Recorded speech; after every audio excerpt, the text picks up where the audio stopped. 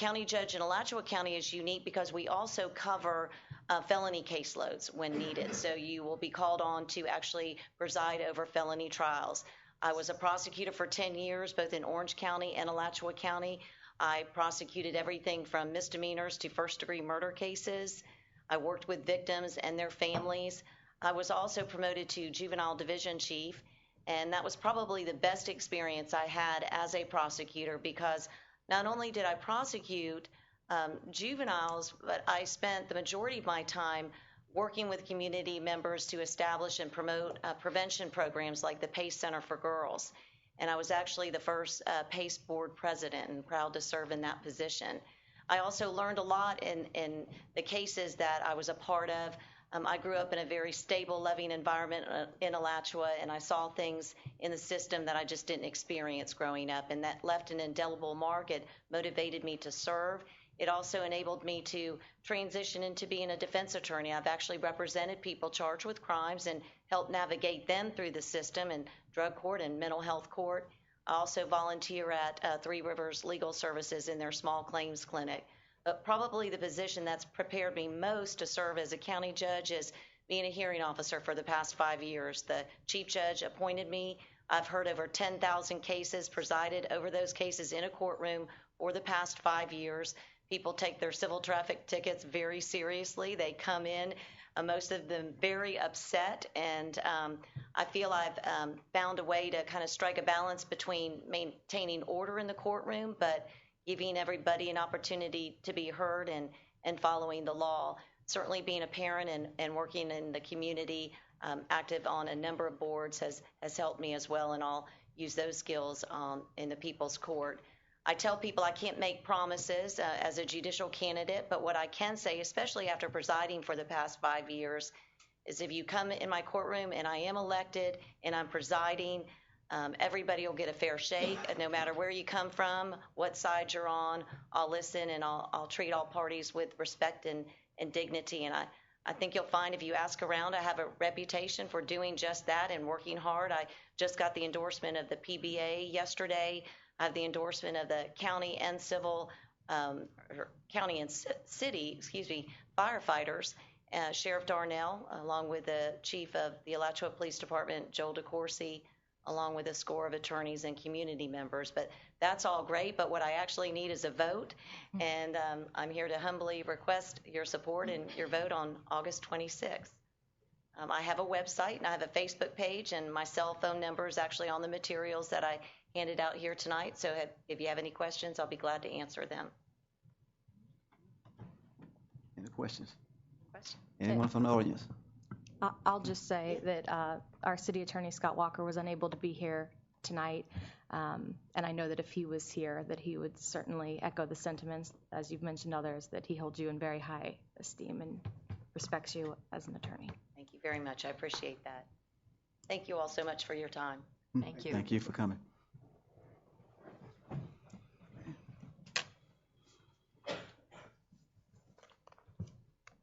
So moving on to the budget.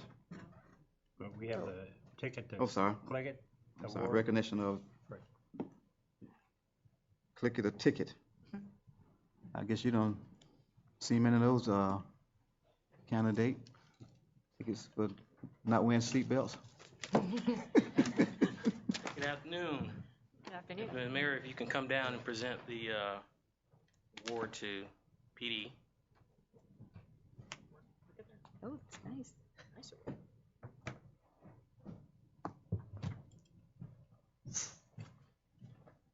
Every year, agencies around the state participate in the Click It or Ticket. And this year, the High Springs Police Department came in second place throughout the state, with agencies in the same category of sizes as ours.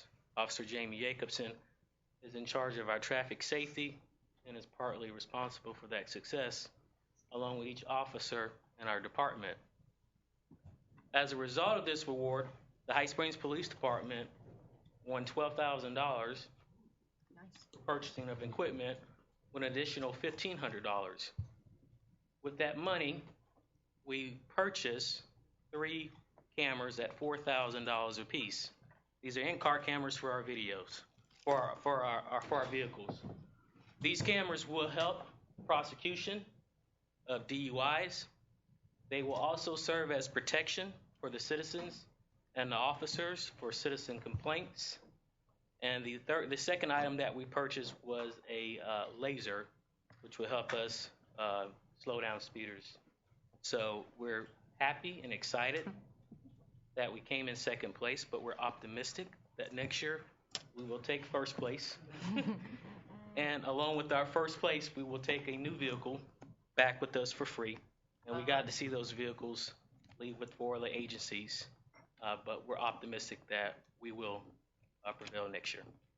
So this is the reward that we received in second place. One goal, save lives. 2014 tickets down, second place. Congratulations. And I think, and if Officer Jacobs, if you'd like to make any comments, you can. Yes. Okay. I'll keep it down to 29. All right. I know a lot of people say they hear a lot of agencies, they have a quota to meet. No, this is all about saving lives. So I've heard that, oh, you guys are just writing tickets for quota. No, this obviously what they said was the first paragraph said is the 2014 Click It or Ticket results are complete. As a result of your efforts and developing a comprehensive traffic safety program, your department made a significant and positive impact in your community by reducing traffic-related crashes, injuries, and fatalities. Chief Shepard and I went down to this, and they actually gave us some statistics about all the traffic crashes and fatalities. I think they're down 55% from last year. So that's what our goal is, to keep people when their seatbelts on, and if they do get in an accident, to reduce fatalities when they do get in an accident, and the speed is actually to reduce accidents. So by me, every campaign we do, which we have, we obviously don't have a motorcycle unit here, but they do a motorcycle unit campaign, 3 DUI campaigns, which means all we do is focus on DUIs 3 times, starting October 1st till about June, or May or June. And then they have 3 Click It or Ticket campaigns, and all we do is focus on seatbelts. And then they have an overall campaign. It's a Florida Law Enforcement Challenge campaign, which they put everything together, and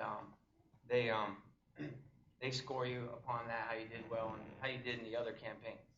So pretty much our goal is to keep the city of High Springs safe. I can tell you from filling out the paperwork and stuff, starting we have to sit at a corner at say 5 o'clock in the afternoon, same time at the beginning of the campaign, and count out of 100 cars how many people were wearing their seatbelts. Say 50 people were wearing their seatbelts and 50 weren't, that's 50%. We have to make it better by the end of the campaign. So this time I sit the same time, same place, and there was 80 people now wearing their seatbelts. So that means now there's 80% of the people wearing their seatbelts in the past 2 weeks. I don't know if anybody's seen the Click It or Ticket things when you come into town. You try to post and try to not make it a surprise. You know, I'm trying to let the community know that, get it out there, tell people to wear their seatbelts. It's not about trying to get people to, see how many tickets. I want people to wear their seatbelts. So it's all about the safety. So I just want to make that clear, and it's not a quota we have to make. It's actually something to keep our streets safe. And High Springs fatality is 0 right now. 0. So we want to keep it that way. So it's not going to wood. And it's not just me. All the officers were involved. Everybody. So that's all I have to say. Thank you. Thank you, gentlemen.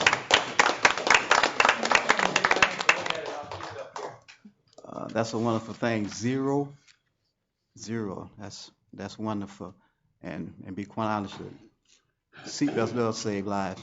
I have seen 2 accidents where people have not wore their seatbelts. And Jason, it wasn't a pretty sight. Not at all. Not at all. So wear your seatbelts. It do save lives. Again, and I want to say the little trophy look like a teardrop. So maybe that's trying to say when people get their tickets, they cry. Thank y'all again. Okay. At this time, we're moving on to the budget presentation of the 2014 proposed budget. Mr. City Manager.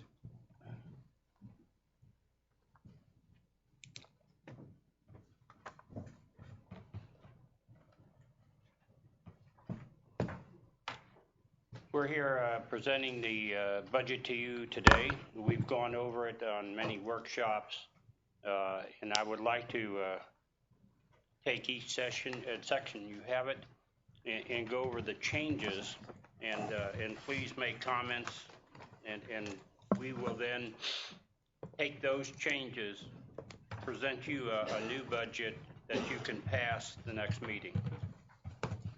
This is simply going over one more time. We're presenting it. We have massaged it quite a bit. And the first budget is the commissioner's budget.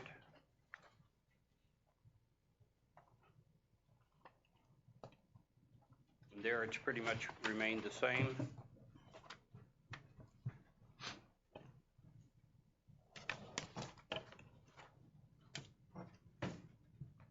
Total expenditures went from 125,000 to 137,000. A few things that may change along the way is insurance. We have some people who are now bidding on our insurance where we haven't before. Hopefully the rates will go down some, but we won't know that till after the budget is passed.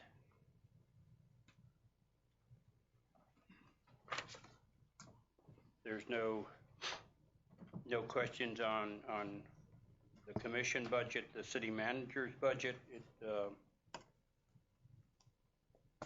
has gone down from a total of 144 to 128,000. Mr. Manager. Yes. On where your staffing is, Yes. you have 1, and then you have 0.75, but you have 2 at the bottom. Yeah, that's right. The other, that's the yeah.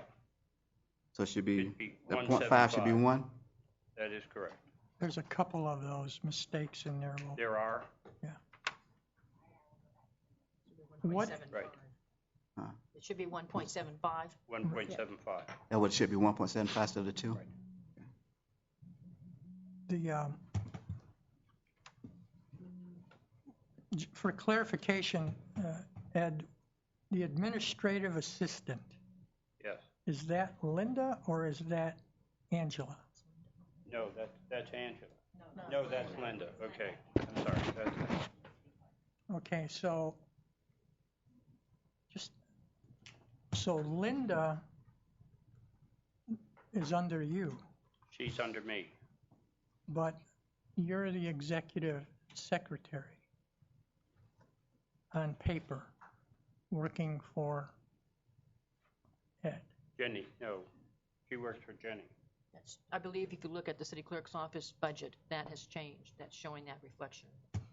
I just want to make sure who's where.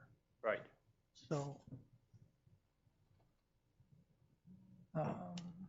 okay, What did Angela backfills for Jenny, right. and Linda backfills the building department. But the title is okay. Right. Fine.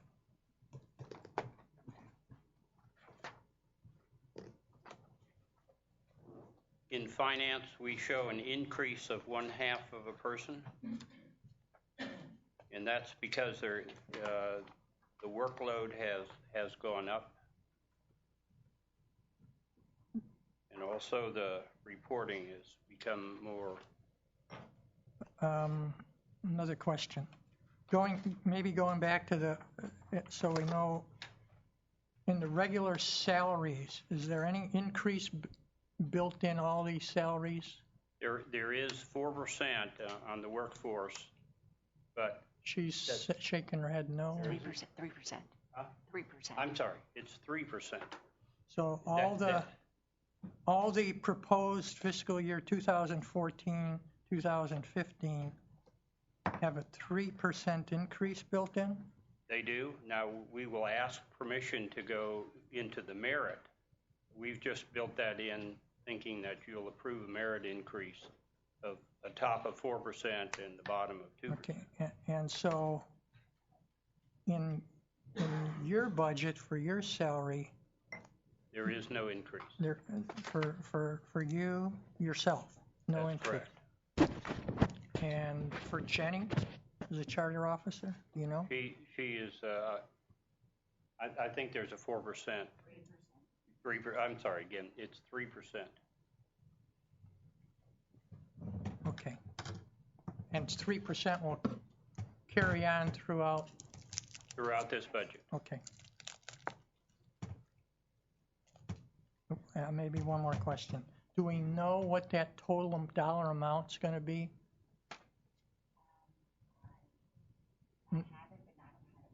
Okay.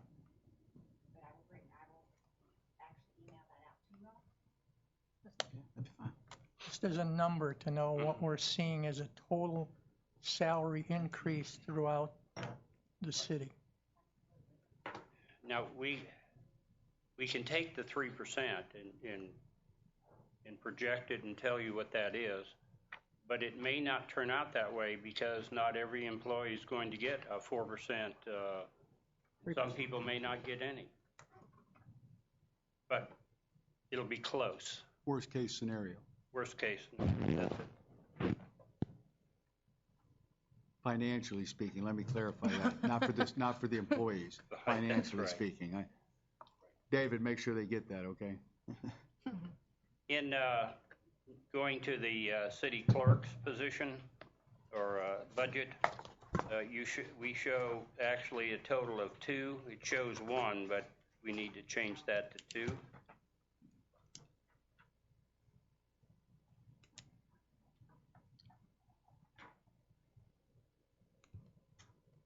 And her budget, or the city clerk's budget, has gone from 148,000 down to 145, small decrease.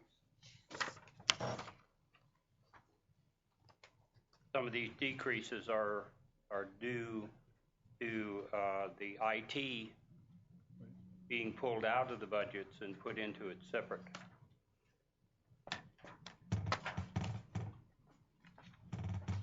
City attorneys have increased that budget quite a bit. It's gone from 69,000 to 94,000.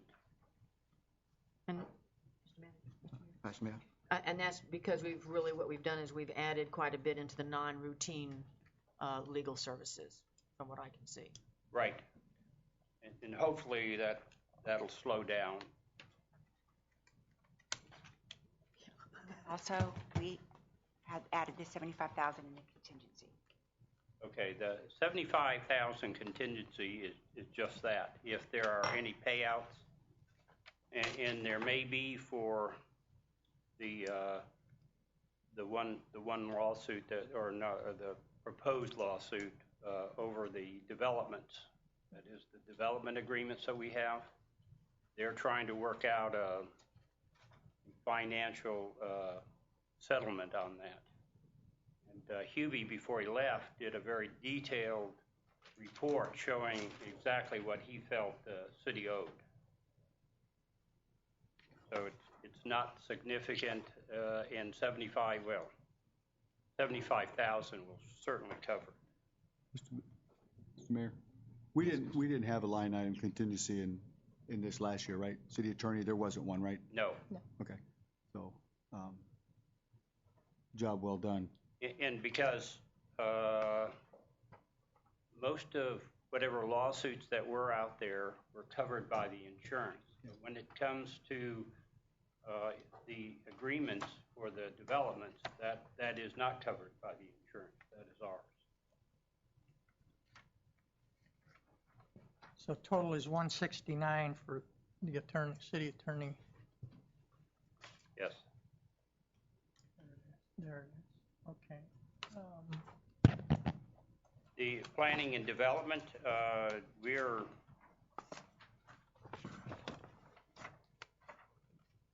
they're somewhat driven mainly by Leon. The more development we have, the more we pay him, but we've increased it enough, I believe, that it will cover it. But then again, we're also getting in that much more in revenue from the new building. They're staying very busy. I'm kind of happy where they're at because they can expand, and as development happens, they have room to store everything, and working out really well. Good decisions.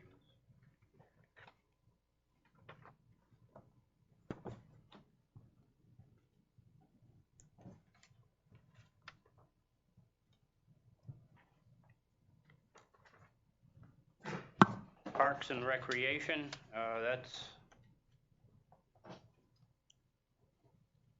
that's worked out well. We've increased his salary only because he had a small amount.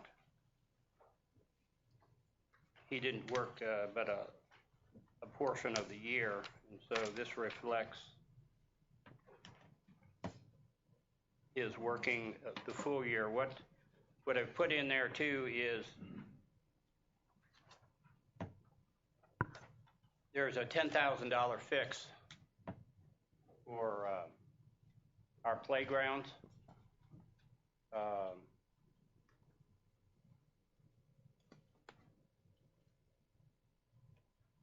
Under repair and maintenance, it's gone to $12,000. It was 10. We've only spent 5.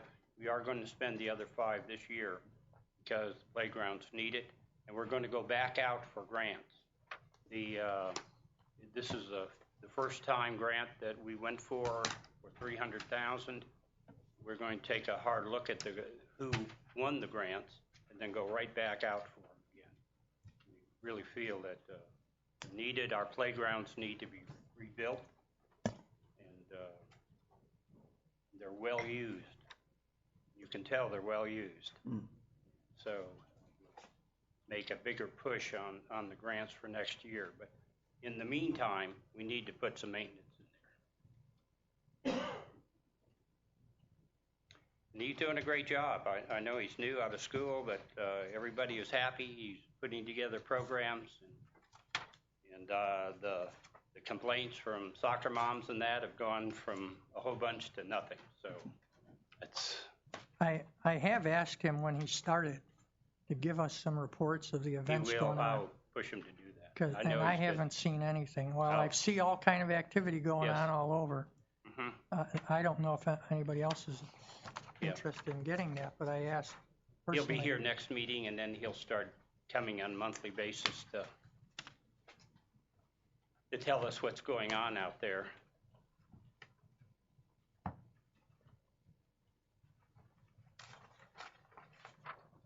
Did you skip licensing and billing? I think so. I did. I talked about it, and sort of licensing. Oh yeah, licensing and billing.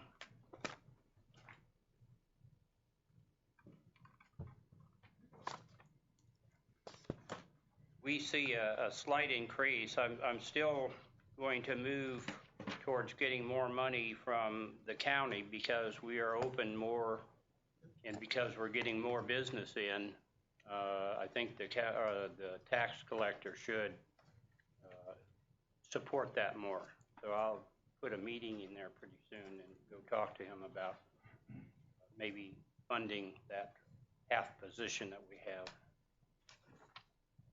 Where do we show the revenue? Is there a breakdown of the revenue coming in from tags anywhere? It's in the front of the book, I think.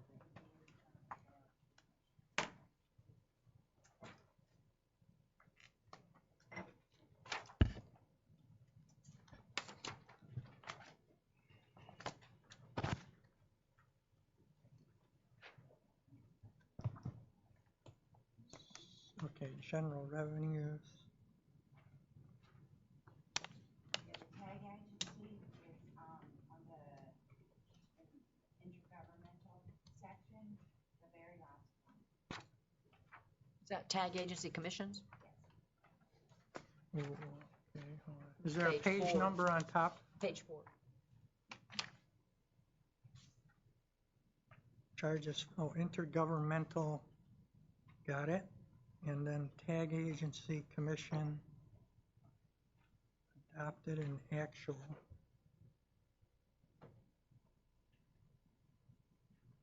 So for the new year, the new fiscal year, even though I think that place is busier. I think we're busier, and of course, you're keeping the same revenue, but I don't. This is I know. through May, so it's very likely that figure will go up some. But you're Well, absolutely correct. Yeah, the middle figure will go up. Yes. But the outside figure is what we adopted last year and we adopted this year. We're not showing any increased revenue. I believe we'll see some, even though you may not collect anything more from the county. But I think they have had a good rate forever, but the state, you can't change that. No, I can't. So. But we're not asking for a lot, so maybe whatever I can get.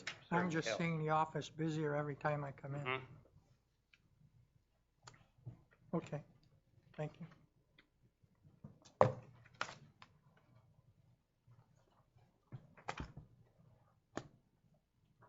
Talked about Parks and Recreation. The farmers market is basically a pass-through. We don't make any money off it.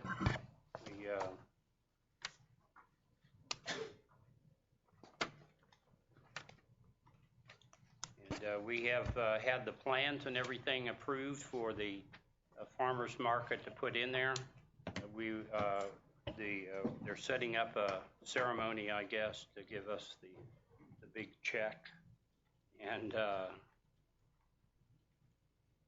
probably the hardest grant I've ever worked with. And then once it's built, we'll have a ceremony opening it up. Looking maybe to have concerts or whatever going on there. That should be a focal point of the community anyway. So it's pretty much stays the same because it's a pass-through, and you did approve the managers of that budget last meeting. So, I'm sure they'll be happy together. And we'd like to go to the police. Right, and you have I gave you a sheet on some of the changes that are in this budget. And one thing you don't have on the police, and that is it reflects one sergeant. There's actually two sergeants. It reflects adding a lieutenant's position and one police car. And where it shows additional for this year, we're looking to pay for another police car. Because I saw Antoine, and it was like the Beverly Hill group with the car. We really have some bad-looking cars, and so they need to go away. And so this year, as we modify the budget, we're going to put in another car, and then we want to pay off two of the police cars we financed in the past. So we get some of these small loans paid off and gone. Unfunded requirements is that I probably need, there's one car in this budget I'm presenting, but I probably need two more. And so it's an unfunded requirement. But I think it's time now, because the city is becoming more financially stable, is to look at a police department. We're going to have one. We ought to build the police department that actually is functional for the police. So I will look for grants soon, not through Rural Development Agency, but I have a meeting with Mr. Fox, and that's one of the issues I want to look at is what are the availabilities for grants for police department. Because if you really look at where they're at, it's non-functional. It was designed as an office building for a school. It doesn't have the right rooms or layout, and it's rather old. So obviously we're going to have a police department in the future, and so we ought to look at it. That's my opinion. So one more patrol person that was added to that budget. Oh. We added one patrol, correct? One patrol and one sergeant. So, And- so, All right. so what do we have now as far as personnel? Okay, we're still short. Are we short one, or did we hire?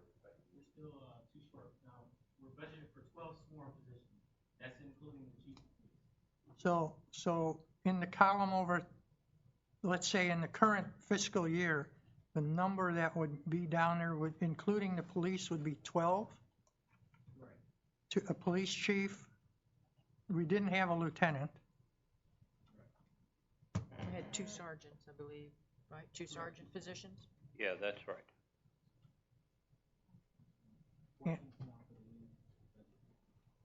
And so, but the sergeant side now for the new fiscal year, instead of 1, we're going to have 2? That's incorrect. We currently have 2 sergeants now. The state has placed in the budget Yeah. now. We'll still have 2 sergeants for the proposed budget next year. So that 1 that's reflected there should be a 2? That should be a 2. And does anything else change, or does it go to 14 and a half? Those are 14 and a half. Half is crossing guard. Who's doing that? Well, that's okay. That position's open, anybody can apply. Yeah, absolutely.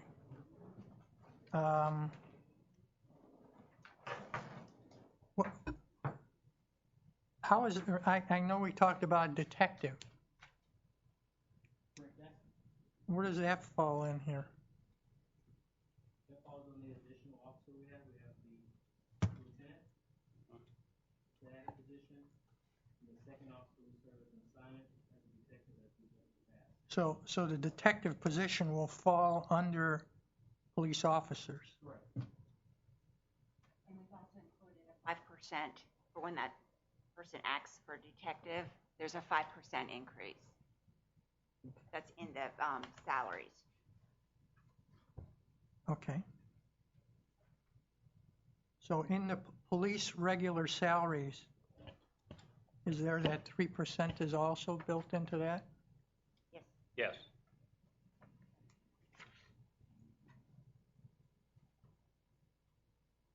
Okay. Well, wait, maybe one more comment. There was a lot of discussion a year or 2 ago when we were bringing police cars on, how we supported, some supported it and some didn't. Mm-hmm. But I think it's a good idea. I think we do have to move forward and grow the police department. The next big thing is going to be a building, and getting the police cars right and looking good, and being functional is important. And it goes along with negotiating with the union also. So everything has to kind of be in place to be able to do that, to go for a contract.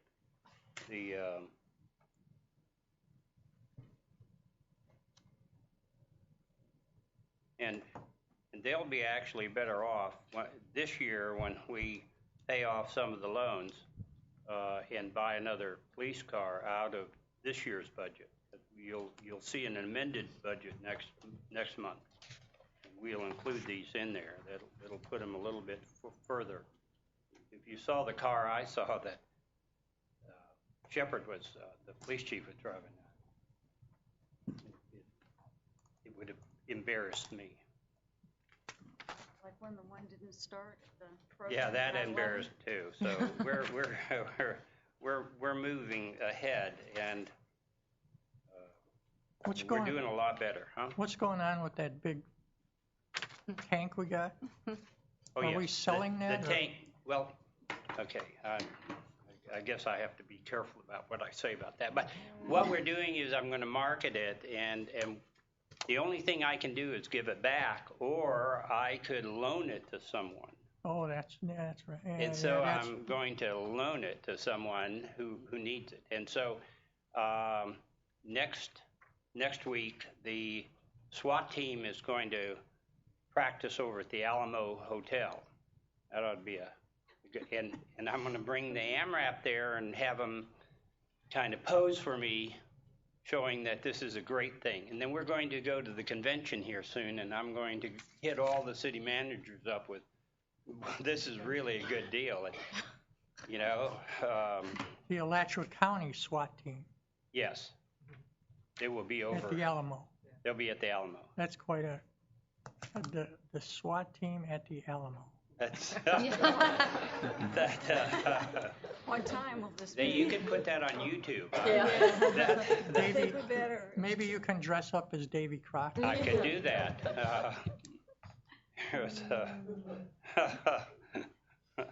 Anyway, At least it's not Christmas. That'll go on Facebook tonight, folks. yep,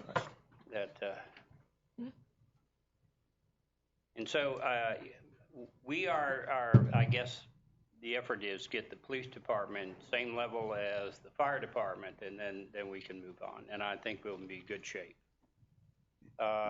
Moving on to communications, we did 2 budgets as requested.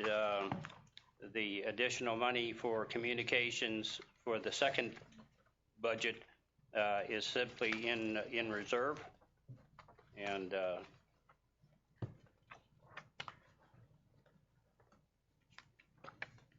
And how much is that?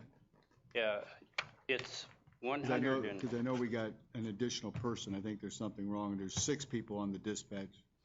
No, I think there's only 5. Fine. yeah, 6 total, right? yeah. That's what we had before, right? Okay. Yeah, we're running short right now. We have what, 4? Currently have 5, but we have a resignation of another person. This is our second time hiring a dispatcher. So, yeah, we keep going out for dispatchers, and that's just part of it. And certainly a new police department would have a better communications area for them to work.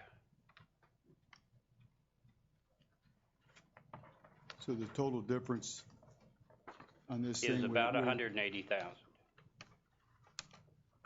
And that would show up in reserve.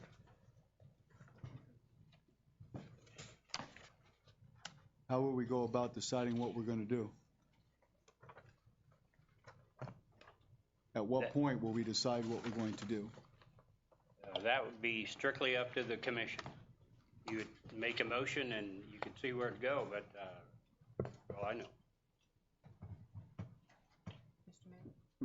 Vice Mayor Love. Mr. Manager, at this point, though, the budget, the budget that you're presenting is balanced with communications included. That is correct.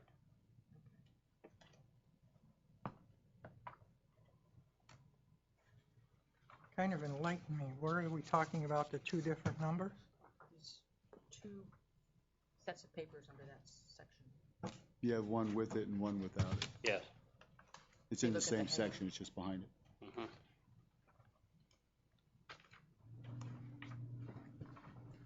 One shows a budget zeroed out, and the other one shows it with the dispatchers in it. So I must have missed that meeting. I think before you Somehow- make a motion, perhaps we need to make it an agenda item first. Yeah, before, well, I'm sorry.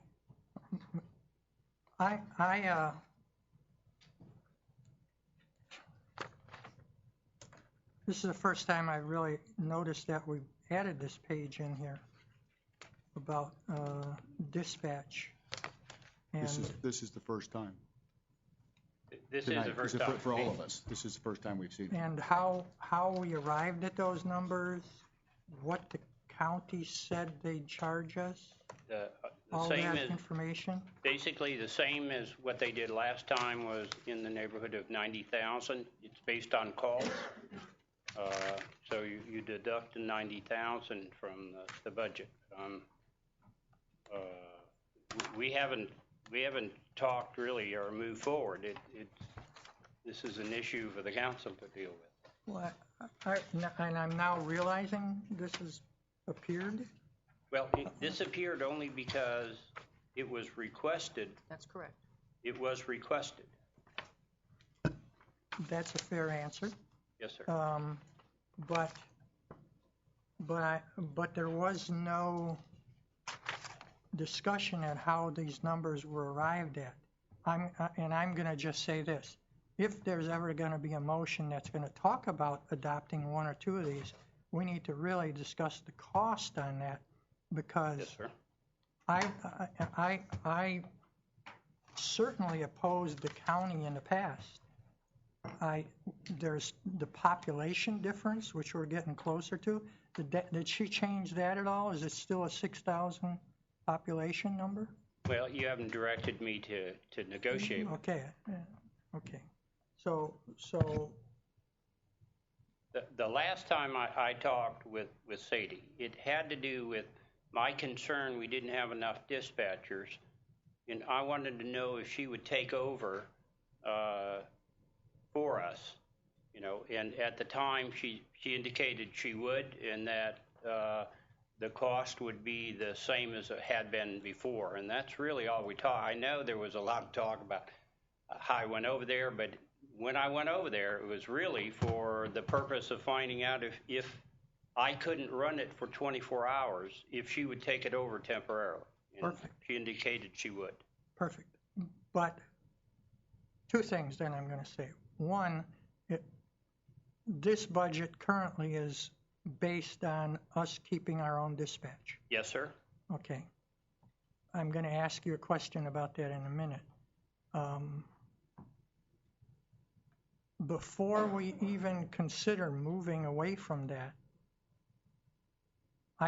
personally, I don't think we even go there this year. You want to talk about moving it back to the county?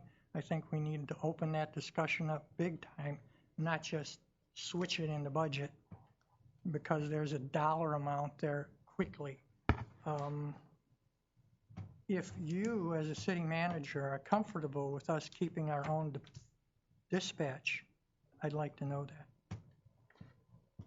that. In this budget, now, currently this year. All right, I'm not uncomfortable. I'm walking a little bit of a fine line, but, and I'll be open, that this budget contains the dispatch. And I'm also going to recommend that we go to the rollback. We're doing better than we have in the past. We're doing considerably better than we did in the past. And as you heard from the auditors, we have a sufficient amount of money in reserve now. So, you know, the answer is you can afford it. And the difference is you really speak for the public. Oh, absolutely. Absolutely. So that's, I guess this is really a commission issue. I believe it is a commission. And I will provide you all the information you direct me to get. I believe it is a commission issue, and I'm sure you would provide all the information you would give, but we're in the last weeks of a budget that this consideration of going away from local dispatch back to county is really coming up. So I just think I would rather have big public discussions on this before we even think of changing this year's budget. You want to change next year's budget? Open that door up and start working towards it and get the real numbers. But I'll wait to see if there's any motions come up. I'm comfortable with the way it is right now. Commissioner Jameson. Yeah, I was the one that asked for this to come up, and I did a very specific reason. And when the dispatch came back, we did it with no regard to cost. We didn't know the cost up until we put it in. Matter of fact, I'll talk about that in a minute. So my concern was I wanted to know what it would actually cost. Well, now we do know. Now we can sit there and we can look at $83,000 2 years ago. We spent $288. 83, we spent 288. We have 299 budgeted this year. Now, we won't spend that much because we've had layoffs and so forth, but we had 299 if it played out. And then this year, you're looking at about $175,000 difference. So if you add those up over the course of the 3 years, you would have about a $580,000 savings. Now,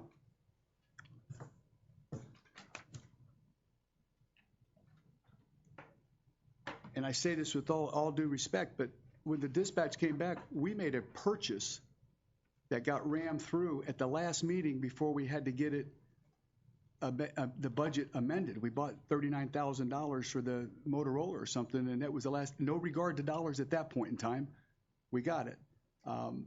So my point is not this. I have no issue. Let's have a workshop and hash it out. I'm not going to make a motion to do it. That's not my point. But we have time to decide between the two of these, and have the people voice an opinion, and if people are okay with spending this type of money on a dispatch that we can get for contract, then okay, keep it. I just don't know if anybody would spend your own money that way. I wouldn't spend 3 times for something that I can contract out, but that's my personal opinion, and so my opinion is irrelevant. It's what's best for the city. But you're telling me we're hurting for money, and now we're getting back. We're saying that we need to do massive reconstruction stuff to the police department. We have to get new cars.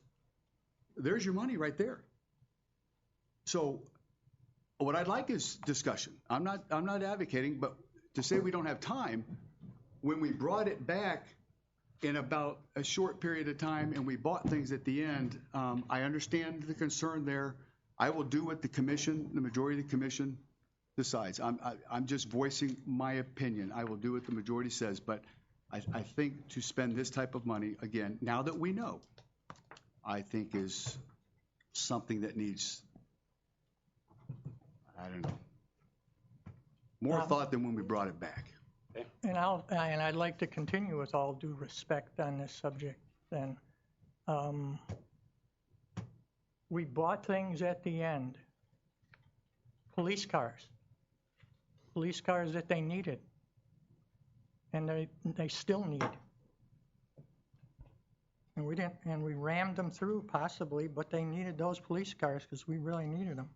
Hurting for money, I don't know that we're hurting for money. We just talked about how close we are in millage, how growth is coming to the city. Who created these numbers on this? Was that you? You certainly, I don't know what you based it on, but you weren't here for the discussions that talked about population. And to talk about this being in place for 3 years, maybe if we switched, understand something. The population gets to 6,000, and our population is somewhere around 5,500 right now. Population gets to 6,000, any discount we had goes away. I don't know if you're aware of what I'm talking about, the discount. I am, and I actually bumped it up about 15% from when we had it before. I was asked to get these numbers. Yes. And so I did the best of my ability. You did the best you could. Absolutely. I put them together, and I did the county contract, I did bump it 15%. So those are the things that the public has to come into a discussion on. The other discussion is changing the signs, changing the street numbers. Is that still part of the equation? Don't know.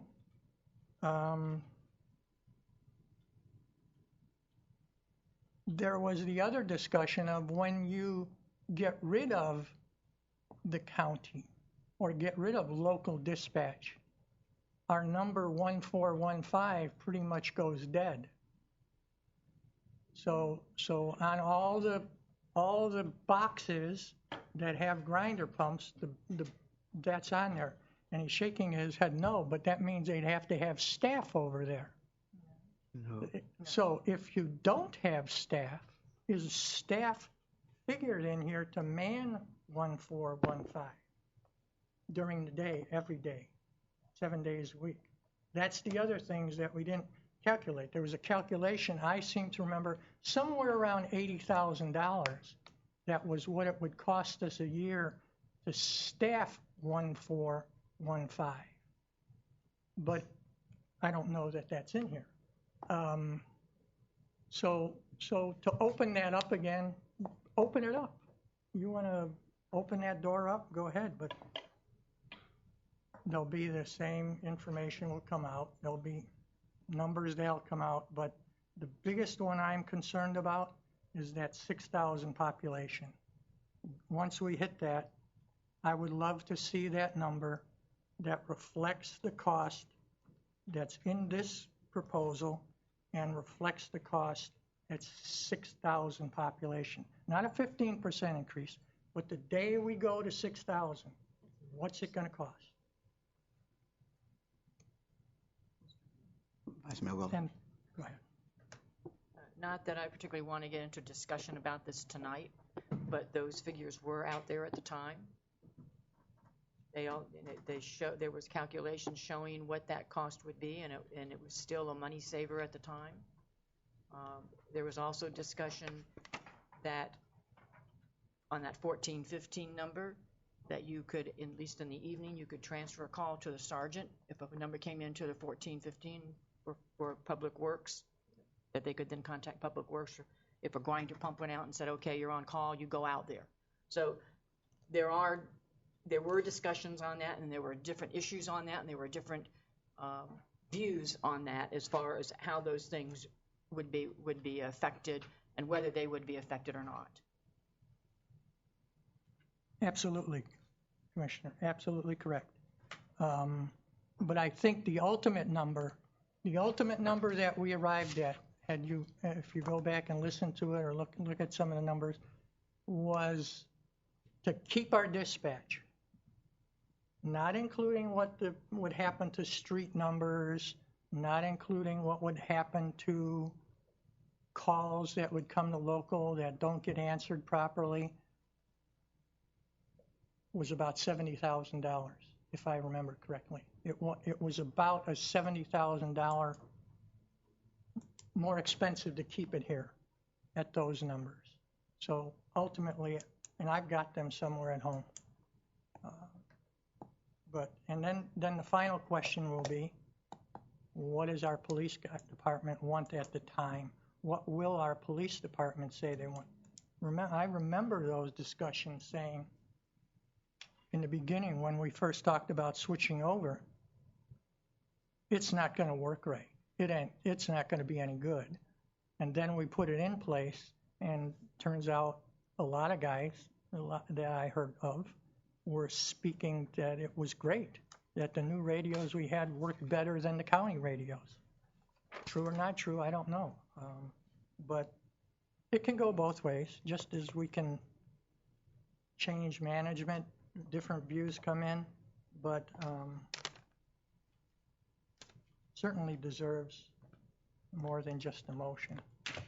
I don't think that was the intention of this being put in here tonight. I think the intention was just to see the different costs. I don't think we came tonight to make a decision, or we're going to get rid of dispatch or keep dispatch. That was not the purpose of this in this tonight. I don't think we would haste to do anything like that without having a workshop and really discussing to see what was what, instead of speculating stuff or thinking whatever. I don't think we would ever, as a commissioner, do that. I don't think it was put on there tonight for that. If we need to schedule, let me finish. If we need to schedule a workshop for that, then we would do so, and then we would discuss that at that time, and then we would have the numbers. We're going to talk to the county. We're going to talk to the police officer, and then we have all our ducks in a row, and then we can make a decision. But it was not put on the agenda for tonight to make a decision to leave it or take it away. This isn't an agenda item. I'm just asking a question. It's the budget discussion. There's no agenda item. I'm not going to do anything. We owe it to the people. I mean, I don't, and pardon the deal, and I hate to, we're cavalierly throwing around several $100,000 like it's no big deal. We would not do this for any other department. And I understand the police, you got to have them. And God bless them, I couldn't do it. But I don't know how we just sit here and say 200,000, 200,000, 140,000, no big deal. I understand you got the streets. I understand there's some things you have to work out. But I think we would be negligent if it, now that we know, and once I'm going to say before, when it came back, there was never any enlightenment as to the cost. It came back at the very last meeting. What's it going to cost? I don't know. Well, we found out. So all I'm trying to say is, here's the numbers. If as a city, we're willing to pay that, if the people show up and they say, we want to pay that much more, I'm okay with it. But not to discuss it and not to debate it and look at the pros and cons and cost benefit. Now that we have this and we look at it, I think we would be negligent in our duties to do that, just to arbitrarily say we're not going to. So, yeah, I'll when we get down to the thing, I'll say, let's set up a workshop, let's do it, and direct Mr. Booth to get some numbers and bring it, and we can have it and be within the timeline of the budget and give the people time to speak and everything else. So, thank you. Commissioner Barnes. Mr. Mayor, I hope you didn't misunderstand me. I didn't believe this was put in the budget to discuss switching it tonight. My comment was, there's a figure being thrown around here now, 200,000, 200,000, 200,000. I'm saying that number's wrong. I'm saying that number's not been calculated properly. So to put it out there to the public on video, on audio, that we're talking about throwing around 200,000, that number is not correct. The number is more like 70,000, and I look forward to that workshop when it comes out. And I also, what's the timeline for the budget? You have to adopt it by next month? No? October 1. Okay.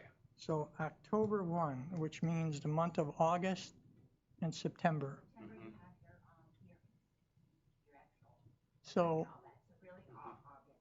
So with scheduling, to discuss the option of keeping or not keeping local dispatch, we would have 2 months to discuss it. True. If we rushed into pushing those on some kind of workshop, again, I have no problem discussing keeping it or not keeping it in workshops. In fact, I even made a suggestion to put it on the ballot, which didn't fly. But let the public talk about it, but put it out there. I don't find it amusing, officer. I really don't find it amusing that we're talking about Mr. something. Barnes, keep it up here. Yeah. Thank you. But put it out there for a good, long discussion before you think of even doing this. Mr. Mayor, Mr. Booth, can you get a date, get with Jenny or so forth, and get a date and set up a workshop on this thing, and then at that point in time, have the $6,000 number, or we can ask, and I mean, even if it's Right. 3 weeks from now, it doesn't have to be here because we've got time, but then give you enough time to get all the information that would be required to present, and then come back and give us a date for a workshop. There is a problem, the end of August, between the 13th and the 26th. I'm gone, and a lot of you are gone because we're going to go to a convention. First part of September, we could put together, and I could, before I leave, in the next 2 weeks, I can probably come up with and go over to and talk to Sadie and that group. In fact, I'm going to have the colonel over here because we're going to interview for the police chief. So I can certainly talk to him and get that ball rolling. So my question with the finance director again is, if we were to have a workshop the 1st of September, we would have enough time still to pass the budget and get things done? Yes. So, Mr. Mayor, is that a course of action that we could direct the city manager to do? I don't have a problem with that. Do you need a motion? Yeah, I need a motion. And that would include sending out the trim notices prior to those 2 budget meetings if they met in early September?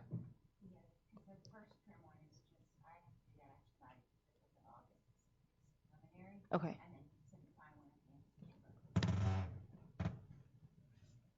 So I'll make a motion, we direct the city manager to schedule a workshop on the dispatch. And most importantly within that, to have the information available so we can make an educated decision. I'll second that motion. Okay, we have a motion and a second. Any discussion or questions? Right here now, all in favor, come by saying aye. Aye. All opposed, nay. Nay. Motion carries 4-2-1. Okay, Mr. Manager. All right, moving forward to Public Works Facilities. What's in the budget for facilities is the $15,000 for repair of 2 roofs. One putting a membrane over the garage of the fire department, and the other is the water department. And much too much water is coming into the building, and we get inspected, and we get gigged on that. So, and it's a small building, so that amount will cover both those buildings and the repair. What we are doing too is in facilities is that we're putting in one more position, but we're taking out the contract for cleaning. We feel that most of the money for the contract will go into that position, and then that position can clean the police department, which currently is not being cleaned, and it needs to be. So we can better utilize an individual. We only got one contract when we bid out. Only one person bid for the job, so there's not a lot of interest in that. And that is facilities.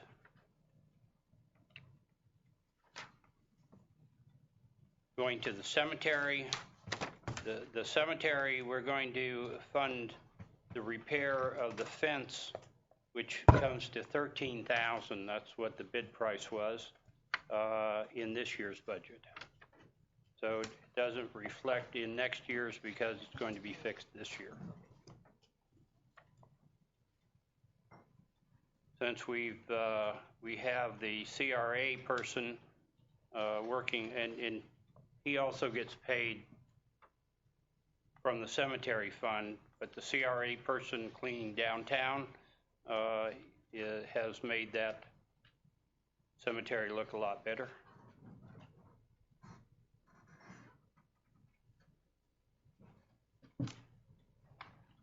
In Public Works, Roads and Streets, we have three positions in there currently, and that's the way it'll remain. There's no change. Is that right? No change. Okay, there's 3 positions remain there. What we have put into Roads and Streets is that we have 1 utility vehicle we're purchasing. Yes, sir. Are we getting to a point, David, where we need another person? I mean, and I know we've talked about that many times. I know. We're asking for another person in water this year, and I need them in water right now more than I do. So there is a person in water. Yes, sir. An additional person. Yes, sir. I do need another one in the street. I was going to ask that next year. Right. We didn't want to add too many positions, you know. We just slowly grow as the city grows. One thing we need that's not funded, but I'll certainly look at the budget at the end of the year. I keep saying that in looking at the financials, I find that we really are bringing in more revenue than I anticipated from the first of the year. And at the end of the year, will have, I think, a good bit of revenue at the time. Unfunded under roads is a boom mower. What I have is, we have a lot of vegetation in town, and how we are cutting limbs and that and clearing the vegetation off the roads are by hand. And that is one, not very productive, and 2, it just takes away from the few employees that we have there. So a boom mower, you can see those. They are, it goes up, and about 14 feet, it will clear the vegetation and chop it up. And you can see DOT has that. I think the county has a couple of those.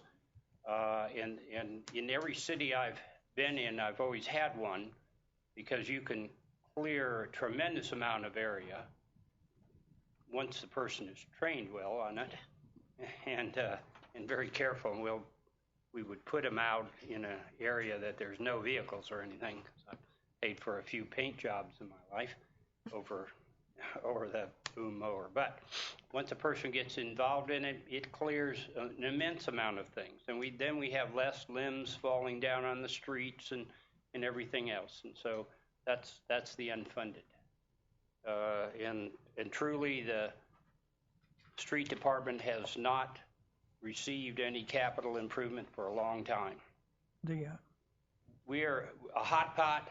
One hot pot, it's not very expensive. It's around $8,000, and what it heats up the asphalt and goes into the hole. We're using cold patch, takes a lot longer, and the problem is, first time it rains, gets a little cool, it pops right, and so you have your pothole immediately.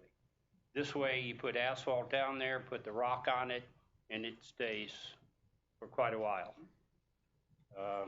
And that, of course, that would be pulled by the utility vehicle, and we have enough ground asphalt to do about 15 short streets. Those are less than a block. They're all over the place, and some of them, get missed occasionally by the grader, because it's the same thing. They're too short to really pave, just because you have to set up and pave those. It's hard for the grader to get into. So if we put the crashed asphalt down, then run over it with one of those rollers. Yeah, a roller that we rent. Then they compact it, and they'll last for 6-7 years maybe. And I think everybody would be happy if we do that. And that's streets. Ed, where are the tree removals in this budget? Cost, revenues, or expenses for tree removals? Is that in roads and street? Repair and maintenance. Under roads and street? Yes, sir. Repair and maintenance trees. Yeah, it has that. It's Page 60. yeah. We put 15,000 in that. So, and that's what we had last year? Yes, sir. I know I spoke to a resident recently about a tree removal, and he was happy it was done. I've seen, and I've also talked to other people about this heavy rain we're getting.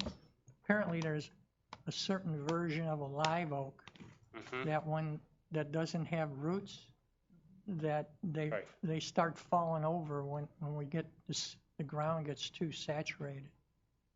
So It's a water oak. if you get comfortable, if you're comfortable with this number, I don't know.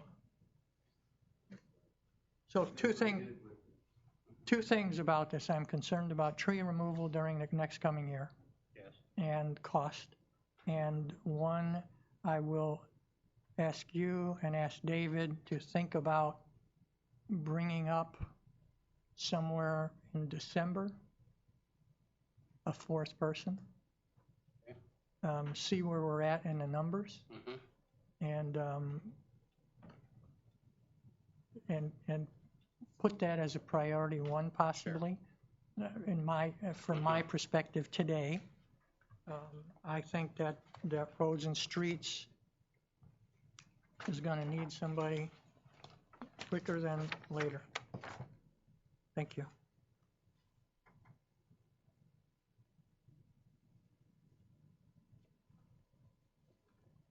Right, they're going, our upcoming project with the county, they're getting ready to go back into it. We'd really like them to finish that project up and make the people on 222 happy. because I do get to hear from them a lot. So do I. Public utilities and water. We're getting ready to do the $800,000, actually it's $850,000 project. It will finish up the entire 1/4 of the town. We will also, as they're putting in that, put in new meters if they're needed. So that whole area will be complete with new piping, new distribution with water. Also, this budget contains a study. It's a static study to tell us where we really are and what we will need in the future. So we have a question that we haven't answered yet, and that is when we have a break, we tend to have a great decrease in pressure. We're not really sure. The last time that Duke Energy took out a fire hydrant, of course, it took all our pressure. And the truth is, with 150,000 gallons in the tank, it should not. So, we don't have the answer yet. We just know the pumps go.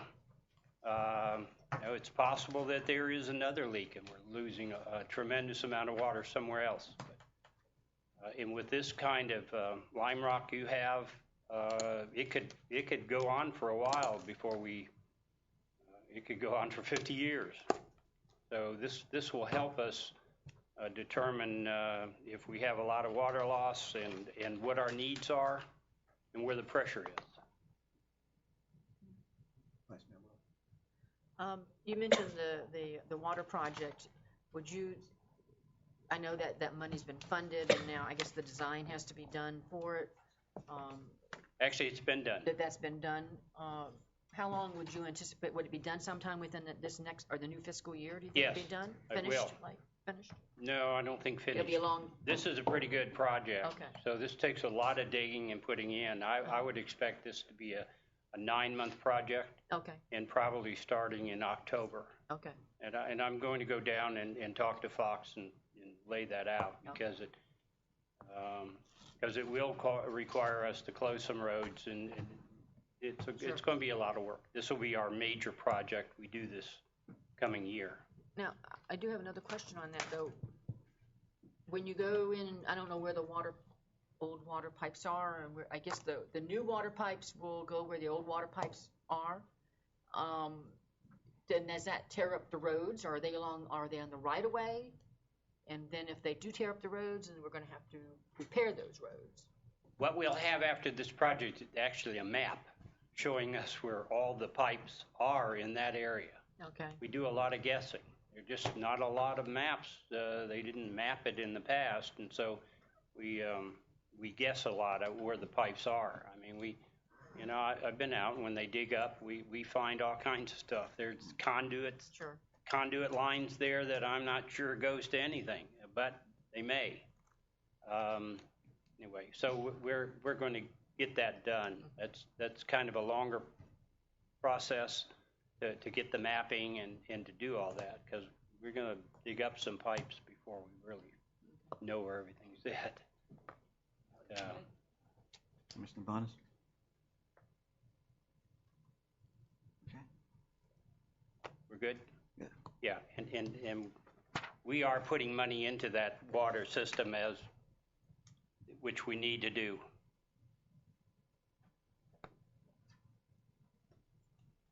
Solid waste, my favorite subject. We are in the process of going out for bids for the drying unit, and the drying unit will save us a fair amount of money. In talking to Hawthorne that uses it and has used it for 2 years, they're very pleased. I talked to the mayor and the city manager, and they're pleased, and it's saved them some $45,000 per year, and Hawthorne is smaller than we are. So that is a good project, and we will get our money back fairly quickly, and then that'll save more money in the sewer fund. The more money we can save there, the less we take out of general fund.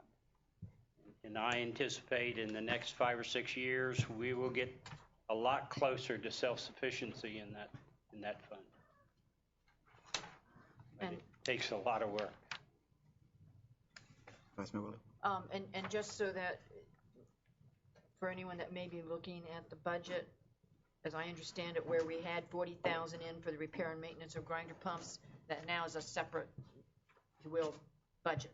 And if it's not, right, and I'll have to ask for a vote, but that's $2, we sell it, that's $2 additional on the utility bill for grinder pumps. And half of it goes into the reserve account. So those are the only two things that are spent out of that budget.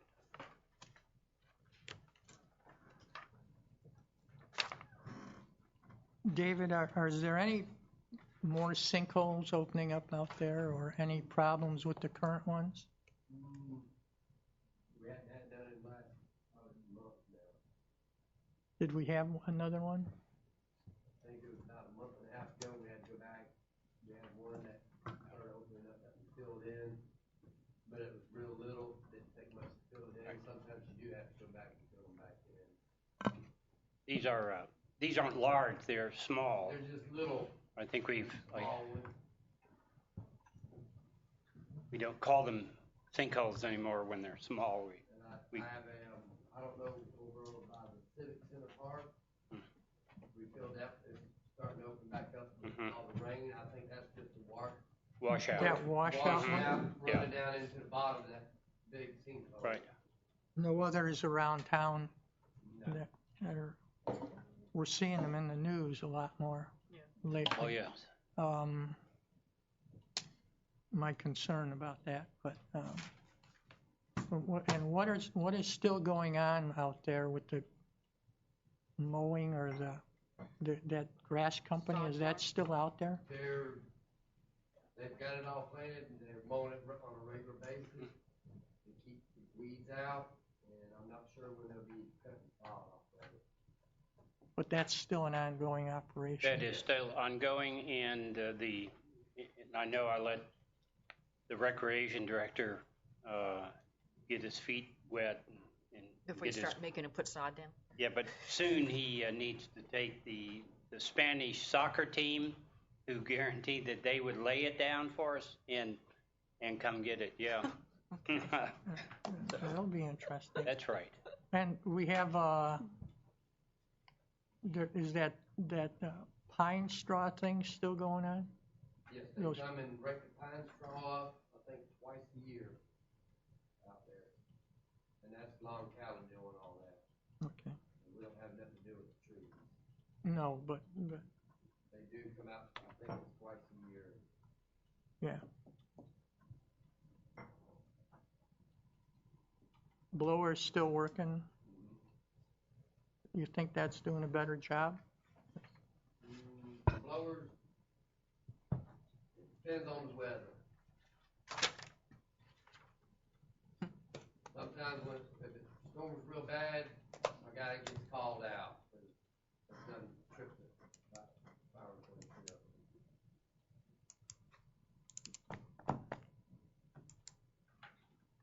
Yes, sir. We're down to fire. Fire department is remaining the same as it was last year. No. No. You want to mention that we want to pay off the regions with the excess money from Oh, this year? I'm sorry. That's right. We pay off every year $60,000 to region to do that plan that Edmonds came up with, and it's we keep $60,000 in reserve. We can take some of the money this year and put it all together and pay it off, and that keeps us from having to put $60,000 in the budget every year to pay them. And besides, I'm not happy with them. And that will, for 2015-16, be a plus then? That'll be a plus. Mm-hmm. Yeah, For 14, 14, 15. We look, mhm. So the payoff for Regents will come this fiscal year Yes, We have enough, and they hold 60,000, in reserve? mhm, and we owe 112-ish, right. so we. You could use the you could use the reserve plus some funds. Right. We have a little bit, that we haven't spent in that fund. Where's that at in the line item then for 2014, 15? It's still in there till you all say that it's okay to pay it off. That's what we'd like to do. See, we haven't done the budget amendment to be able to do that. So when we give you the budget amendment, it will include these things. So it's quite possible that the 60,000 that's in the 2014 budget, Mhm. 2014-15, will go away That's right. if we pay it off before the end of this with the amended budget for 2013-14. Yes, sir. And you should see that. So could that be? If you wonder where the extra money, that's probably where you might some grinder. Yes. Mhm. So that could be called found money? Oh, sir, I wouldn't touch that. No, sir, that's prudent money. That's not just spending it, and that's being able to, yeah. You Yeah, weren't you here don't for even know that what I want. old story of found money. Mm-hmm. Mm. I know, but Gatsby and found money. Gatsby's still there. We Gatsby's can't do away with that. But the word "found money" is no longer in our Our vocabulary. vocabulary. Fire remains the same. They're in pretty good shape. They have trucks, equipment.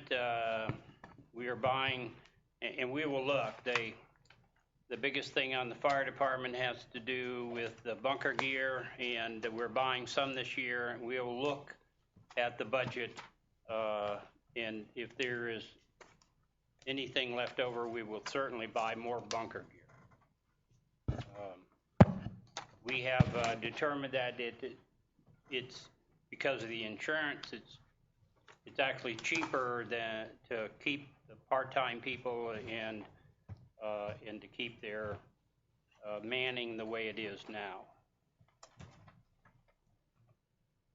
The major issue we're working on with fire has to do with rescue, and there is a delay time that the county has. Myself and the chief went and talked to the county manager, and we're trying to work out a way of getting ambulances here or the movement of people a lot quicker. It's taking sometimes up to an hour. The fear is that if somebody dies during that time, there's going to be a lot of finger pointing. So we're trying to get ahead of that. Mm-hmm. Solid waste, I did.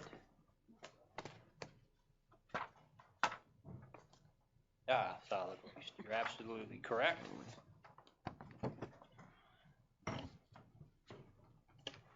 It basically is a moneymaker for the city. We don't do much. We collect. We send out bills. We do have I don't know, $60,000, $70,000 worth of overdue amount that we need to collect on. I'm dealing with other letters, but soon I will get together a letter to send out to people who aren't taking garbage collection. That's an awful lot of money to have due on that type of. There is, and they know there's not much we can do about it. But if we change the way we collect and put it on their tax bill, we'll get it all. So, and they need to be aware of that. How much, you think? Right now, we're only talking about people who owe us for back collection is in the neighborhood of, is that 70,000? In the neighborhood of 70,000 that's owed us. When you add the 400 that don't take it, I mean, we're well into a couple 100,000.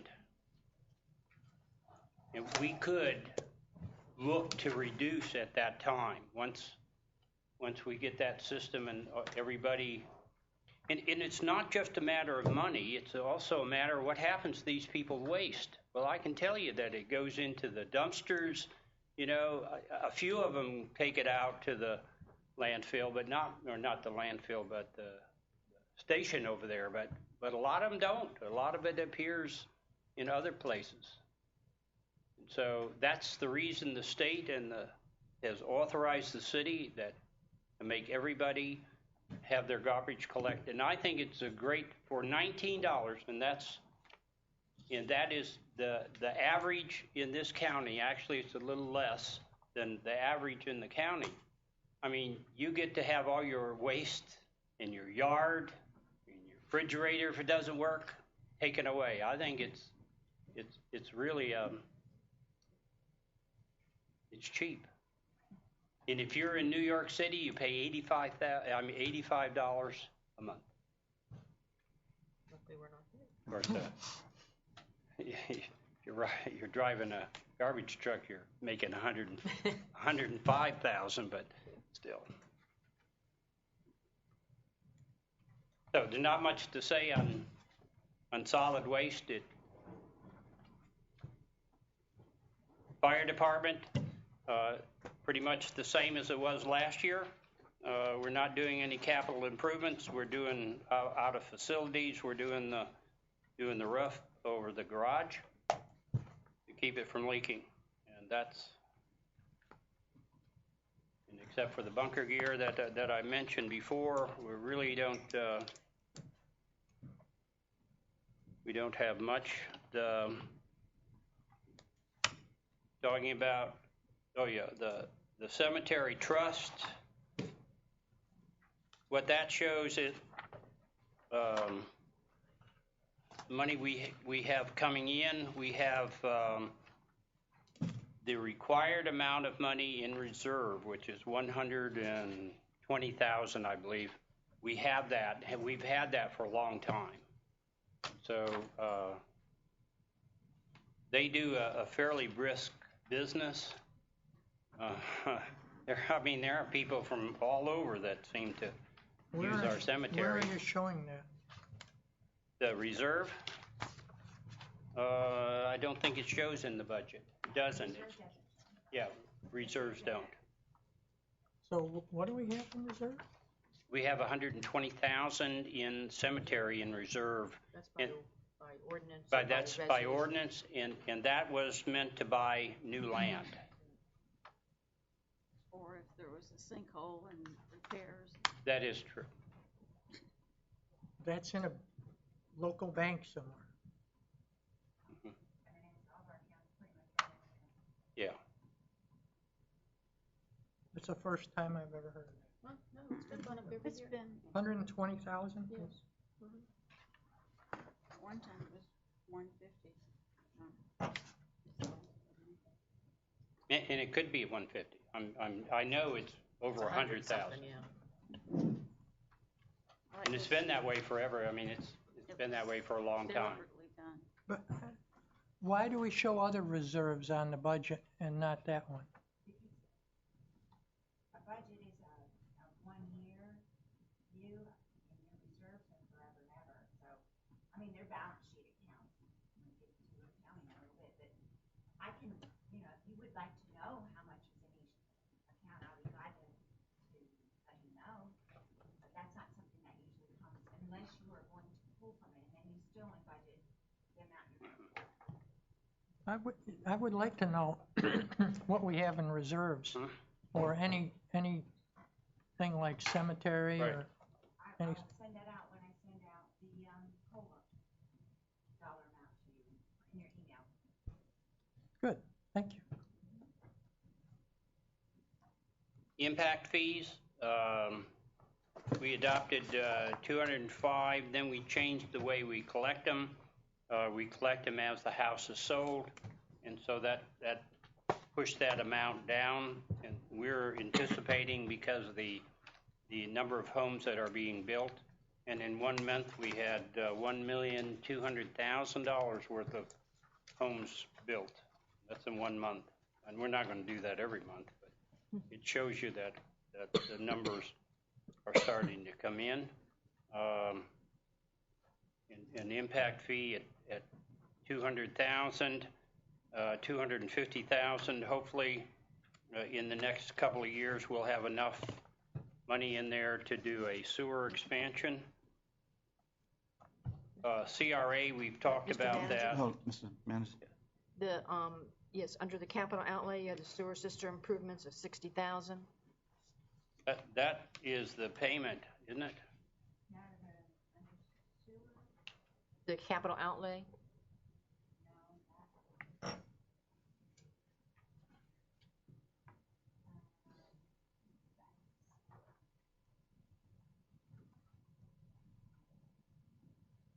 Page 91 of 96, Yes. up there.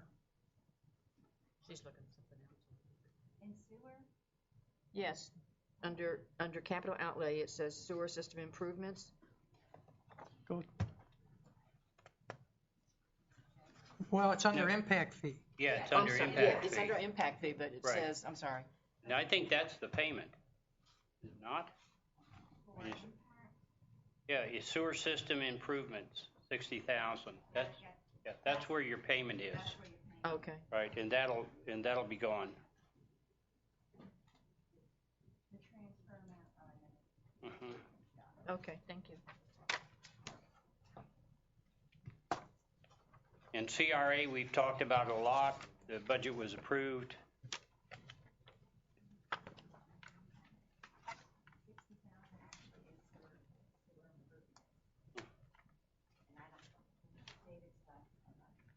Yeah, then there's no specific project. I think they just put it in improvements.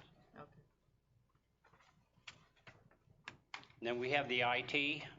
They're going out for bid as we speak for the IT individual. Not sure when that's due in.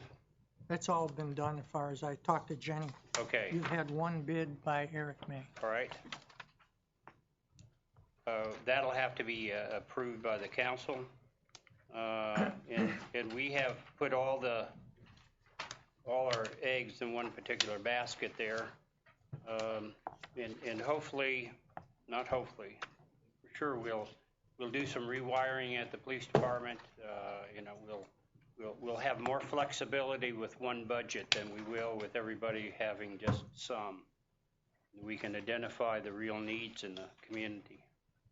And this is where the new software is coming out of too? It is. Springbok? Yes. Springbok, I guess it is.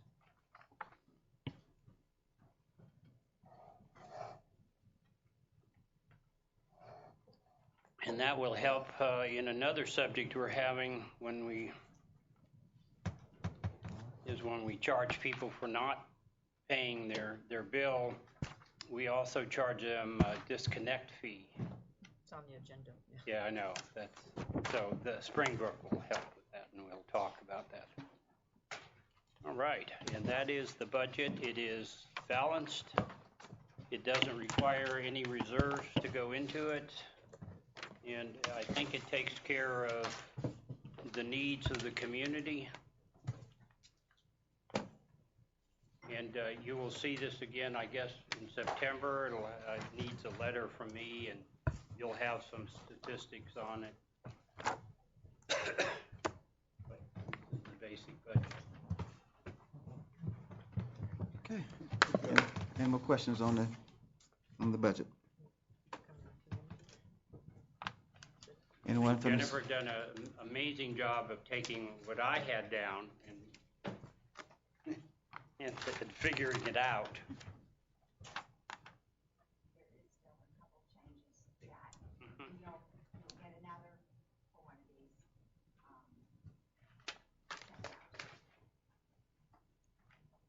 Okay. Anyone from the audience have any questions on the budget? Okay, thank you, Mr. City Manager. Yes, sir. I think I'm still up, so. Next on the agenda is the resolution 2014 I. Yes, Mr. Mayor, this is Resolution 2014I, a resolution of the City of High Springs, Florida, determining the amount of and fixing the proposed tentative rate of ad valorem taxation for fiscal year 2014-2015, and providing for conflict severability and an effective date. And this is setting the proposed tentative millage rate at 6.1500 mils, which is a 0.28% increase from the current rollback rate of 6.1326 mils. The appropriate motion is to pass Resolution 2014I. And I'm going to, this budget is based on the rollback. So I'm recommending the rollback rather than just the budget, because I think it's time for several reasons. Number one, this city pays the highest ad valorem tax in the county and probably within 100 miles. And I think since we're doing better, I think it's time that we start giving back to our stakeholders, which is our citizens, and so roll back a little bit on the taxes. We're becoming better shape. I realized a couple years ago you weren't, but you are now. And what would that rollback rate be? Rollback would be, yeah, actually it's in the, you have it right In there. the resolution, it's 6.1326 mils. Right. You do? So does this resolution here have it at the rollback or at the 6.15? 6.15, but you can adopt, you can, in this resolution, just need to change it to the rollback. We can do that? You can change it within this resolution? You can change it? In the You want- ordinance? Want the rollback. You want not- to change what's, Yeah, on so there. what are you proposing?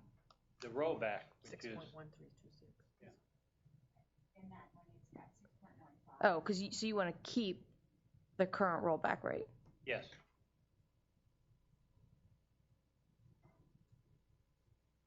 Was this advertised? You wouldn't have advertised the resolution. No. No. So I think you can do that if you want to vote tonight. Do that because you're not increasing anything. You're Decreasing. you're Okay. decreasing from what yes. you had here. So Are you sure? Yeah, I think you can't go up, but you can. yeah, and you're not. We're not You're setting adopting it, kind of the right? cap tonight. So you're not Yeah. adopting anything tonight. You're setting That's right. the cap on that. So if you want to do That's this what we did before, right? We tonight, had it. now you can't go above this Mm-hmm. rate later. Right, Then right. Right, that's what happened. That's the last- max rate that you can Yeah. go. yes, You can go down, but you can't go up. right. Once you set it. So I would just have a question. You're supremely confident, and I'm not saying this in jest, you're supremely confident that at the rollback rate with that revenue, I am. that we can make things, In looking at the last financials and knowing what we've got in, I am confident. okay? And the budget that we're looking at right now is based upon that rate, the revenue of the 6.1326.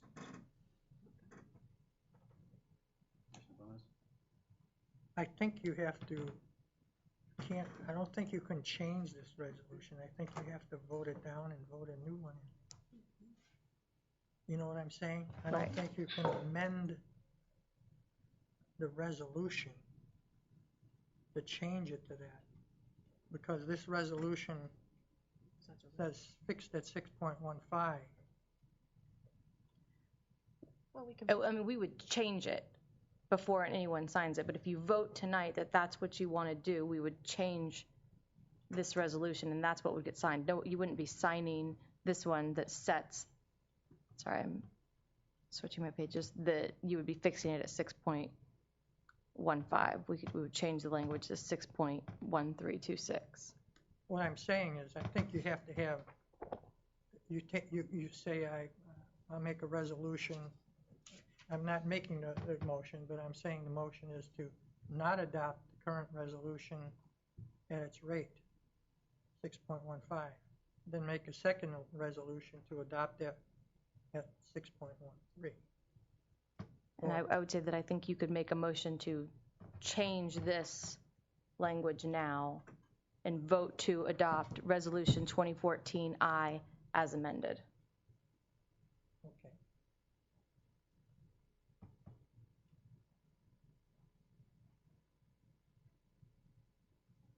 Well, But there's certainly, you could also adopt this tonight, and when you set the mills rate, you could still set it at 6.1326. Like I said, this is just a cap tonight, so you could still take Mr. Booth's advice and set this as your mill rate, but adopt the resolution as proposed tonight, as it's written, because this is just setting a cap. You cannot go above, if you pass this tonight, you could not go above 6.1500 mils. But you could still come back down to 6.1326. Okay. We did that. I think we did that last year, the year before we were on here. Yeah, so You set the, we could go ahead and pass it as it is and make a second motion saying, bring back a new resolution, the resolution at the next hearing, when you have to adopt it at final with the lower rate that we're talking about. Yes. yeah. How much is the dollar amount difference between 1.3 and 1.5? Not much. Just a few thousand. Yeah, it's about almost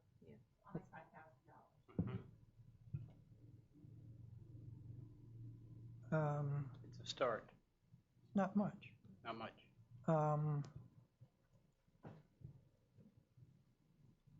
But I think it signals something to the public. Well, I think it is. I also think I'd like to see some numbers that take us to 6.10 or 6.05, just for comparison. So if whatever we do with this current motion now, we can adjust at the next meeting. But I think for comparison's sake and to let the public speak to these issues as they see it in the news come out, I think we need some other options other than 6.13 and 6.15, just for sake of argument. Vice Mayor Wells. In previous budgets, we've had like a little sheet that has had the 6.15, and this is how much it brings in, different numbers going down a scale, and then showing how much money that brings in, what those differences are. We've done that in the past. Sure. If we could have that sent to us prior to the next meeting. Right, we'll then- certainly do that. It- 6.0, and yeah, we'll go down. We'll give you a spread. We've got old ones that you can look at that we've had that we get every year. And Commissioner Barnes. And that relates to that number we got today on a letter, which was the millage. We got this 216,169.186 to fix the final taxable value. So you can relate that to the dollar amount based on that. I have been working on the trend, so I have all those numbers. Yeah, so that number, we know what that number is now. And because we know that, we can say 1505 and so on. Certainly would be a good idea. The only thing I'll say something like that, and I agree, is we'd have to also factor in the time that if you go below the 6.13 what's there, then you have to adjust all the budget Correct. accordingly. So we would have to understand that if we went below the rollback rate, which is it's at now, then you have to adjust the entire budget because you will. So that's just something to keep in mind if we do that. That's all.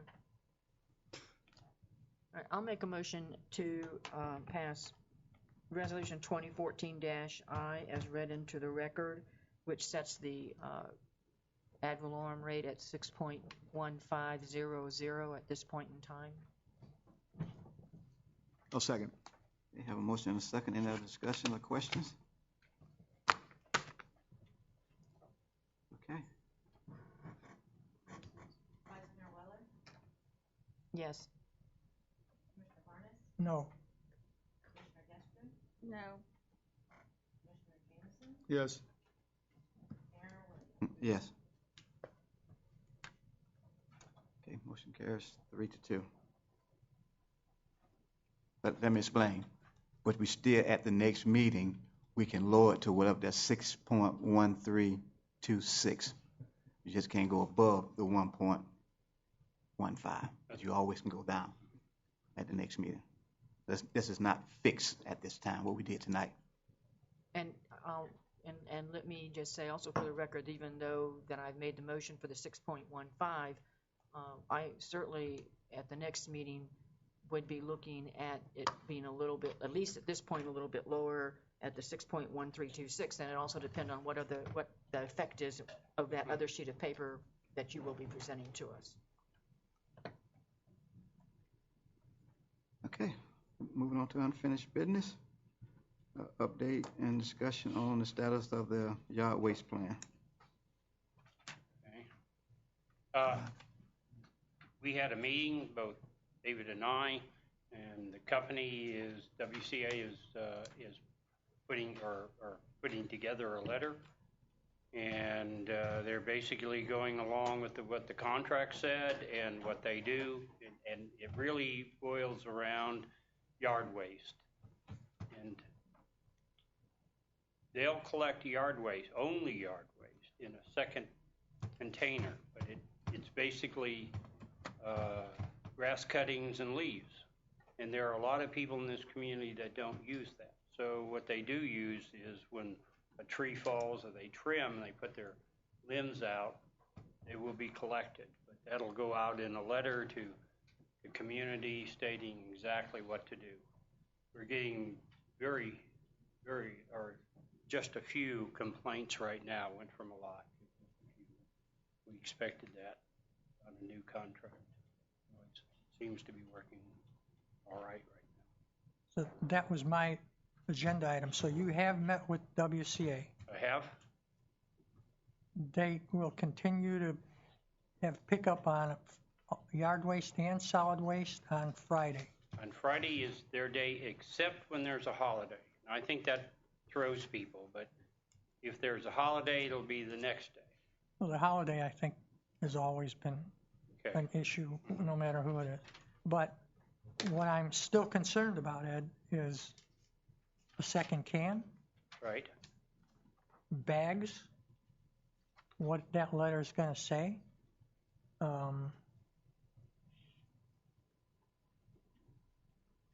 And how they're going to pick it up on. Now, I didn't watch this last Friday and how they picked up yard waste, but again, remember, they picked up yard waste and threw it all in one. I don't know how we're going to delineate that on a They Friday. have a different truck. Yeah, and but so that truck just picks up yard waste. They say it was the driver, and it was through his ignorance that occurred. And I believe that was just a mistake. And I just don't know how they're going to figure that out. And going back to the second can thing, we're not doing that anymore? No, we gave, we had a period of time that people had the opportunity to complain or talk, and we gave out 40-some. And if there are just somebody that comes in, not a group, we still have a can or two around. I know it still says that on the website, that if they want the extra can to come in. Right. We've only had an initial burst of 40 people, and now it's gone down. We'll probably take it off the website. We had also asked that it be put in the newspaper, but we didn't do that. Right. But we weren't prepared to go out and buy hundreds of these. So the question is, do people really use them that got them? Well, that's a good question. I can tell you in my neighborhood, no one does. There isn't anybody that does it. They put out a lot of recycling, but no one needs a second can. When do you think WCA will send a letter? Are they going to pay the expense to send a letter out there? They are. And when do you think that'll happen? And it should be the next 2-3 weeks. We'll push them to do it. We had our meeting. I don't know if the other commissioners are interested in seeing that letter before it goes out, but Okay. I would suggest you bring it to the commission before it go out. We can look at it, but keep in mind, these are contractors. They're not, I don't have direct control over them, but I will ask them if they won't bring their letter before they send it out. Well, honestly, we control them, the commission does. And if I personally feel that they're not fulfilling the contract, and I personally right today don't feel they're fulfilling the contract Okay. based on what he said at a meeting, that they would do what the other people did, I'll make a motion to cancel the contract. Okay. So if they want to work to make I this understand. work, we can have a happy ending. And that's what I'd like to see happen. But I think the community that I live in is learning the program. Some are still not happy that it's all in one day. Some are still not happy that they dumped it all together, but I think they've resolved that.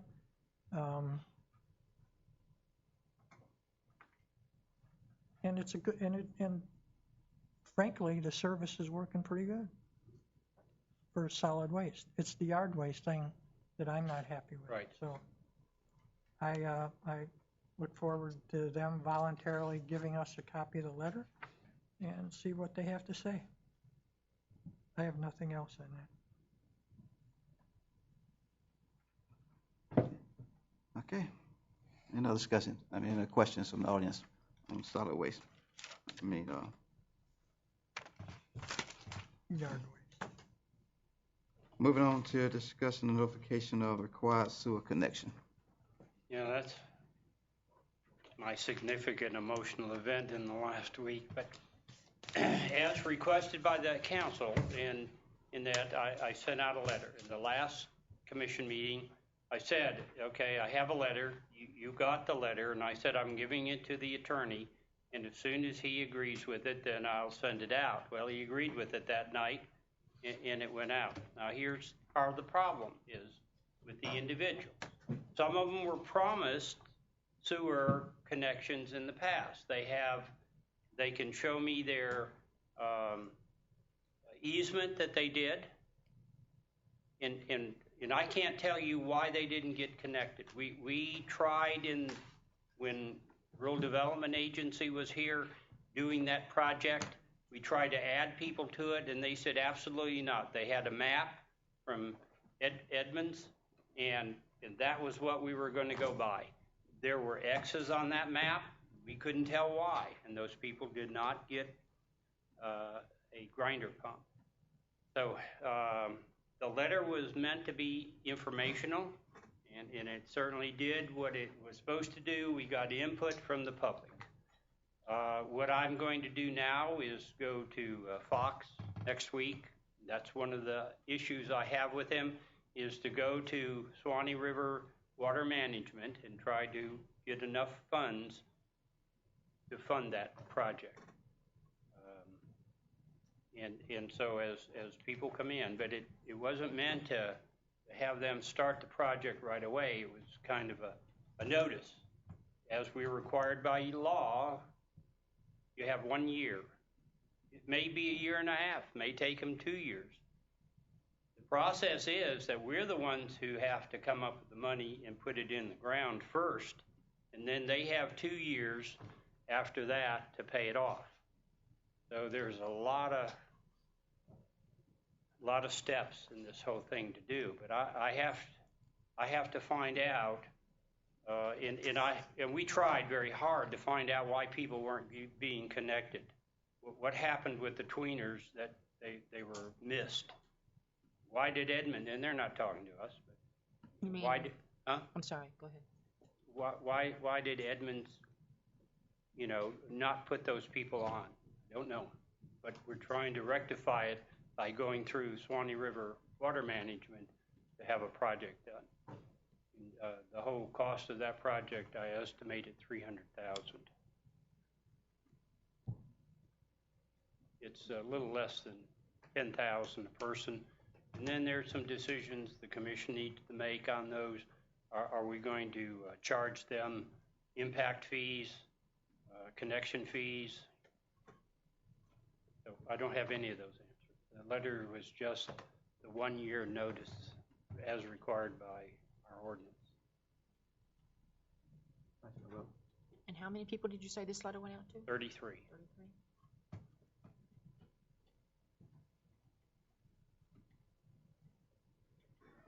Any other questions? Commissioner And Bonner? and I'm dealing with them one-on-one, and I'm telling them the same thing I've just told you. It 300,000 if we were to hook them all up.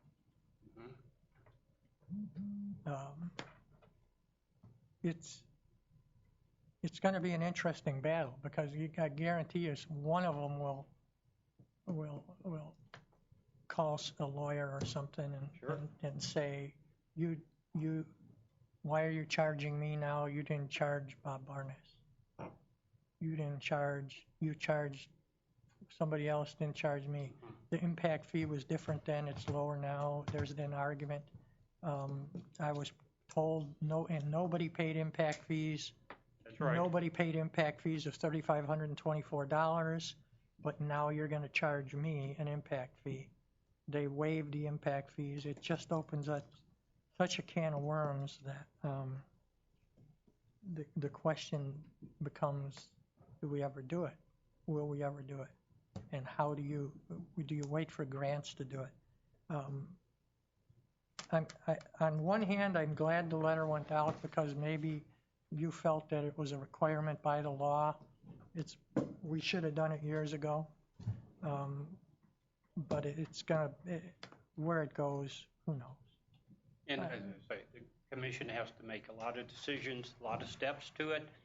That's all I'm telling people. That was initial letter. It's not that we're starting the project, but I also think it's a emphasis to get Swanee River Water Management to pay for it. Mr. Bonner? Did any commercial customers get missed? Just the daycare center. What about the pipe plant? Is the pipe plant still on their own? They are because that wasn't close enough to the sewer. Remember, it had to be 200 feet from your property line to the sewer line. Doesn't the sewer line run right behind it? Yeah, but farther than 200 feet. And it's possible we missed a few. I used people who read the meters to go out and see it, and it's possible we have missed a few, but this is a good group to. It's going to be interesting, Ed, where that goes. And over the months, I'm going to really. I talked to Mittauer, and asked him a question about that pipe behind there. Yes. Whether it's a return pipe, whether it can be tapped into. I'll continue to ask some questions of the engineers on where that pipe is, the distance from homes. The 200 feet is certainly statute, there's no doubt. And then I think I'd like you to keep in the back of your head, something we discussed was what happens to Cinnamon Hills down the road. Can we make them, can this commission consider making them back on their own? Because they're 1 acre, 5 acres, 2.5 acres. I know, it was ridiculous. And there is a very large lift station out there that's not being used. They bypassed it and went right to the main. The whole system needs to be looked at, and we're doing that incrementally. And certainly, we're going to pull the motor out of that thing so it doesn't die. And I think that, and for all the commissioners to really listen in the public, Cinnamon Hills is 1 acre plus homes. They're on grinder pump. I know, They're on, and it costs, and a home could be 500 feet from the pipe. I mean, some of these homes to hook it up, and the pressure that builds up in those little pipes and the problems it's going to create is going to cost us way more and that guy, Innovative Home Builder, is going crazy out there. Yeah, I know. And I talk to him quite often. And so if there's something that can be done to get Swanee to look at it, the state to look at it, to say, wait a minute, let's convert that back to septic tanks. Yeah, if you're not in this business, city management business, any lot that's an acre or more is deemed unfinancially feasible to put sewer in. And you usually just go to the septic. Now, water's a little bit different because it's small lines. It doesn't take a whole lot to run it. But with sewer, we usually deem it as an acre, in some cases a half acre, but anything less certainly requires sewer. And in most developers, when they do quarter acre lots, that's what they're looking for. And that's what's happened out at Oak Ridge and Western Oaks and all that. They did quarter acre lots and they certainly needed sewer. But Cinnamon Hills is, and also the Tillmans are looking to subdivide, but into 5 acre lots. Well, So I think it's something that you as a city manager have to keep in mind as you talk to Swanee, as you talk to the Mid-Tower. You know, this commission 3 years ago approved 15 out 236 on the right, 15 1-acre lots with the septic tanks. Yes. And they haven't done anything yet, but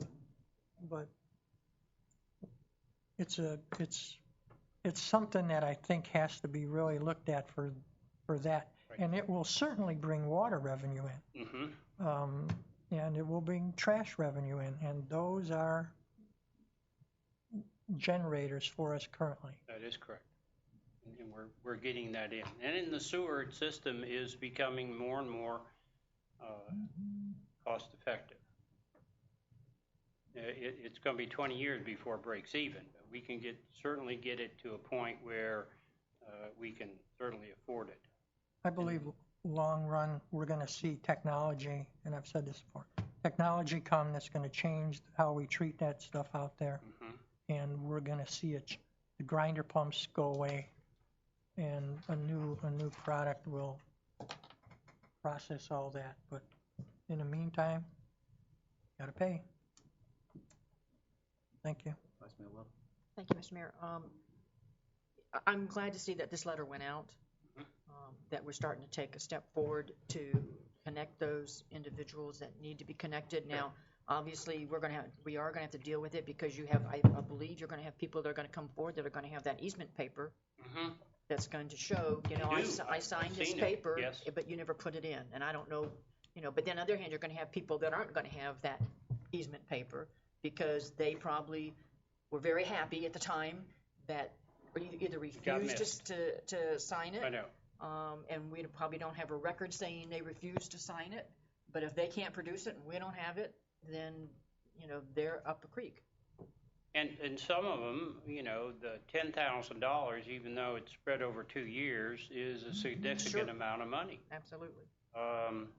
And $300,000 for the city is a significant amount of money. So, there's some things we have to think about and get straight. But if I can certainly get a grant from Swanee River, then everything is solved. Any more questions or comments? Sewer connection. Anyone from the audience?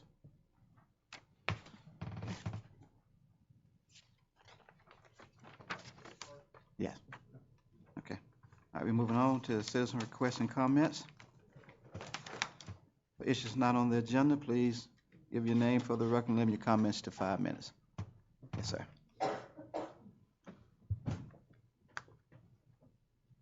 Good evening. My name is Jim Stein, S-T-E-I-N, 17026 Southside Court, Springs. I have a couple things. Southside Court, where I live, goes from 172nd to Tillman's edge of his pasture. That's the section. It's 9 houses. the street is an absolute disaster. Something needs to be done with it. At one point 2 years ago, I had water running off the street into my garage, mainly because we've been there 14 years, and that started a couple of years ago. The street has degraded to the point where this is what's happening. Right now, I get all kinds of debris in my driveway, but well, let me back up a little bit. The city did come out and make an attempt to fix it. They poured a couple of truckloads of soil along that edge and kind of a berm. Of course, the first time it rained, the berm was gone and all the debris went in my driveway. So I did some repairs on my own. I bought a hunk of gutter and I cut a groove off to the right side of my driveway, and now I drain it. But now I got water going down alongside my house, and it's taken all the soil away from the side of my house, and now I got roots sticking up everywhere. So that street's got to get fixed somehow. The soil that they dumped in there is full of glass and debris. Over the last 2 years, I've probably picked up a regular pail full of broken glass and bottle caps and debris. I don't know where they got the soil from, but fortunately, we have nobody with flat tires so far, but I keep on top of that. Okay, that's the other thing. The other thing is you're talking about trash pickup. I have a problem with the trash pickup, or mostly yard waste. My house sits on the front of the property. I'm on 6/10 of an acre. There are over 40 large, what they call water oaks. They are laurel oaks. They are very soft trees, and there's debris coming out of those trees all the time. There just is no way that I can deal with this with just one garbage can. I need more. And the other company gave me the 196-gallon can for garbage and 2 more for yard waste. And I'd fill them up every week. And when those trees start to drop their leaves, even that isn't enough. There have been times in the past I would buy the great big plastic garbage bags, the big construction bags, and I would put 30 of them on the curb. Just leaves that come out of those trees. So I'm going to need more. And I called them. I got their brochure that came, you're probably familiar with that. It says all you got to do is call and they'll give you more. Yeah, they'll be happy to if you want to pay for them. That's what they told me. And they told me it would be like another customer. I'm paying, $19 a month? They want another 19 for another barrel. So somehow we got to get that resolved. I need more containers. I agree. And what they are really talking about is if you ask for a barrel to put your trash in there, it'll cost you more, but not yard waste. Yeah, I want to put yard waste in. I understand. Yeah. And so there was and I will talk to them about that. Yeah. And when they put out a letter, it'll indicate that. Okay, because they says right in here, all you got to just call them, they'll bring you more. But they don't. They want to charge you for it. Yeah, I think they're talking about garbage, not yard waste.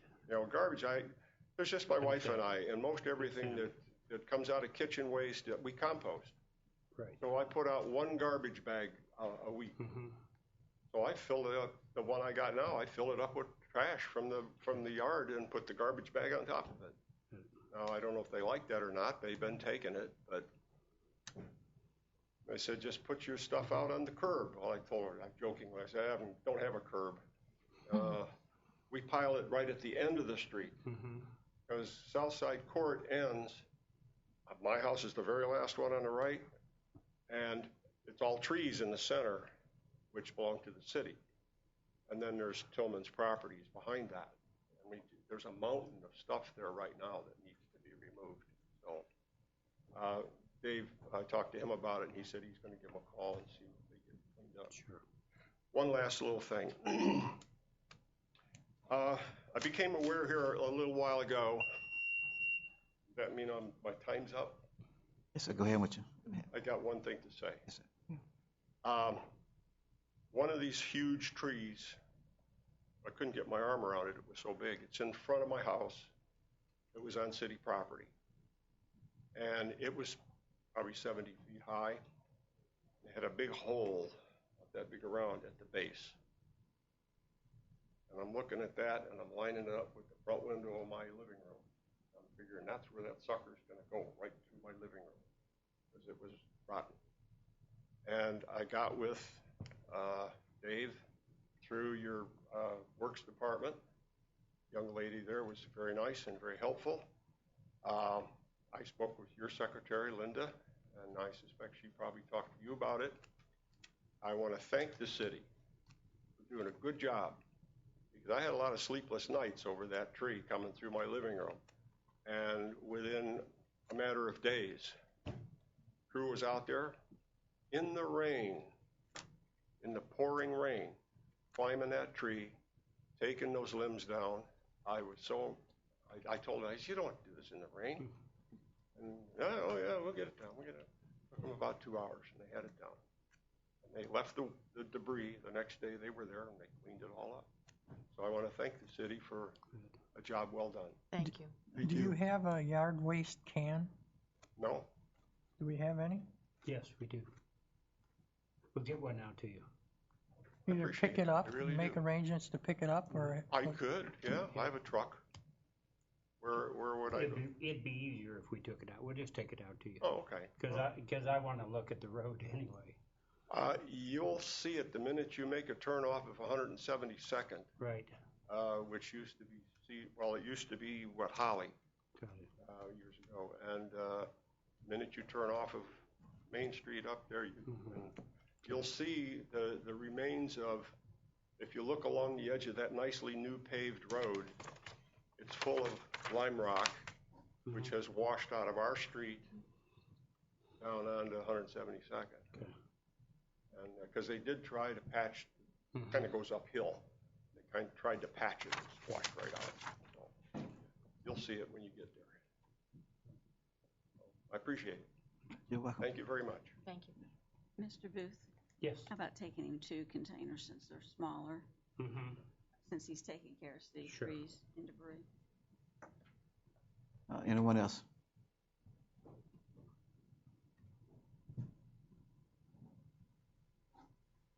Good evening. I'm Harry David Tucker. I live at 620 Northwest First Avenue. We just bought the house down there.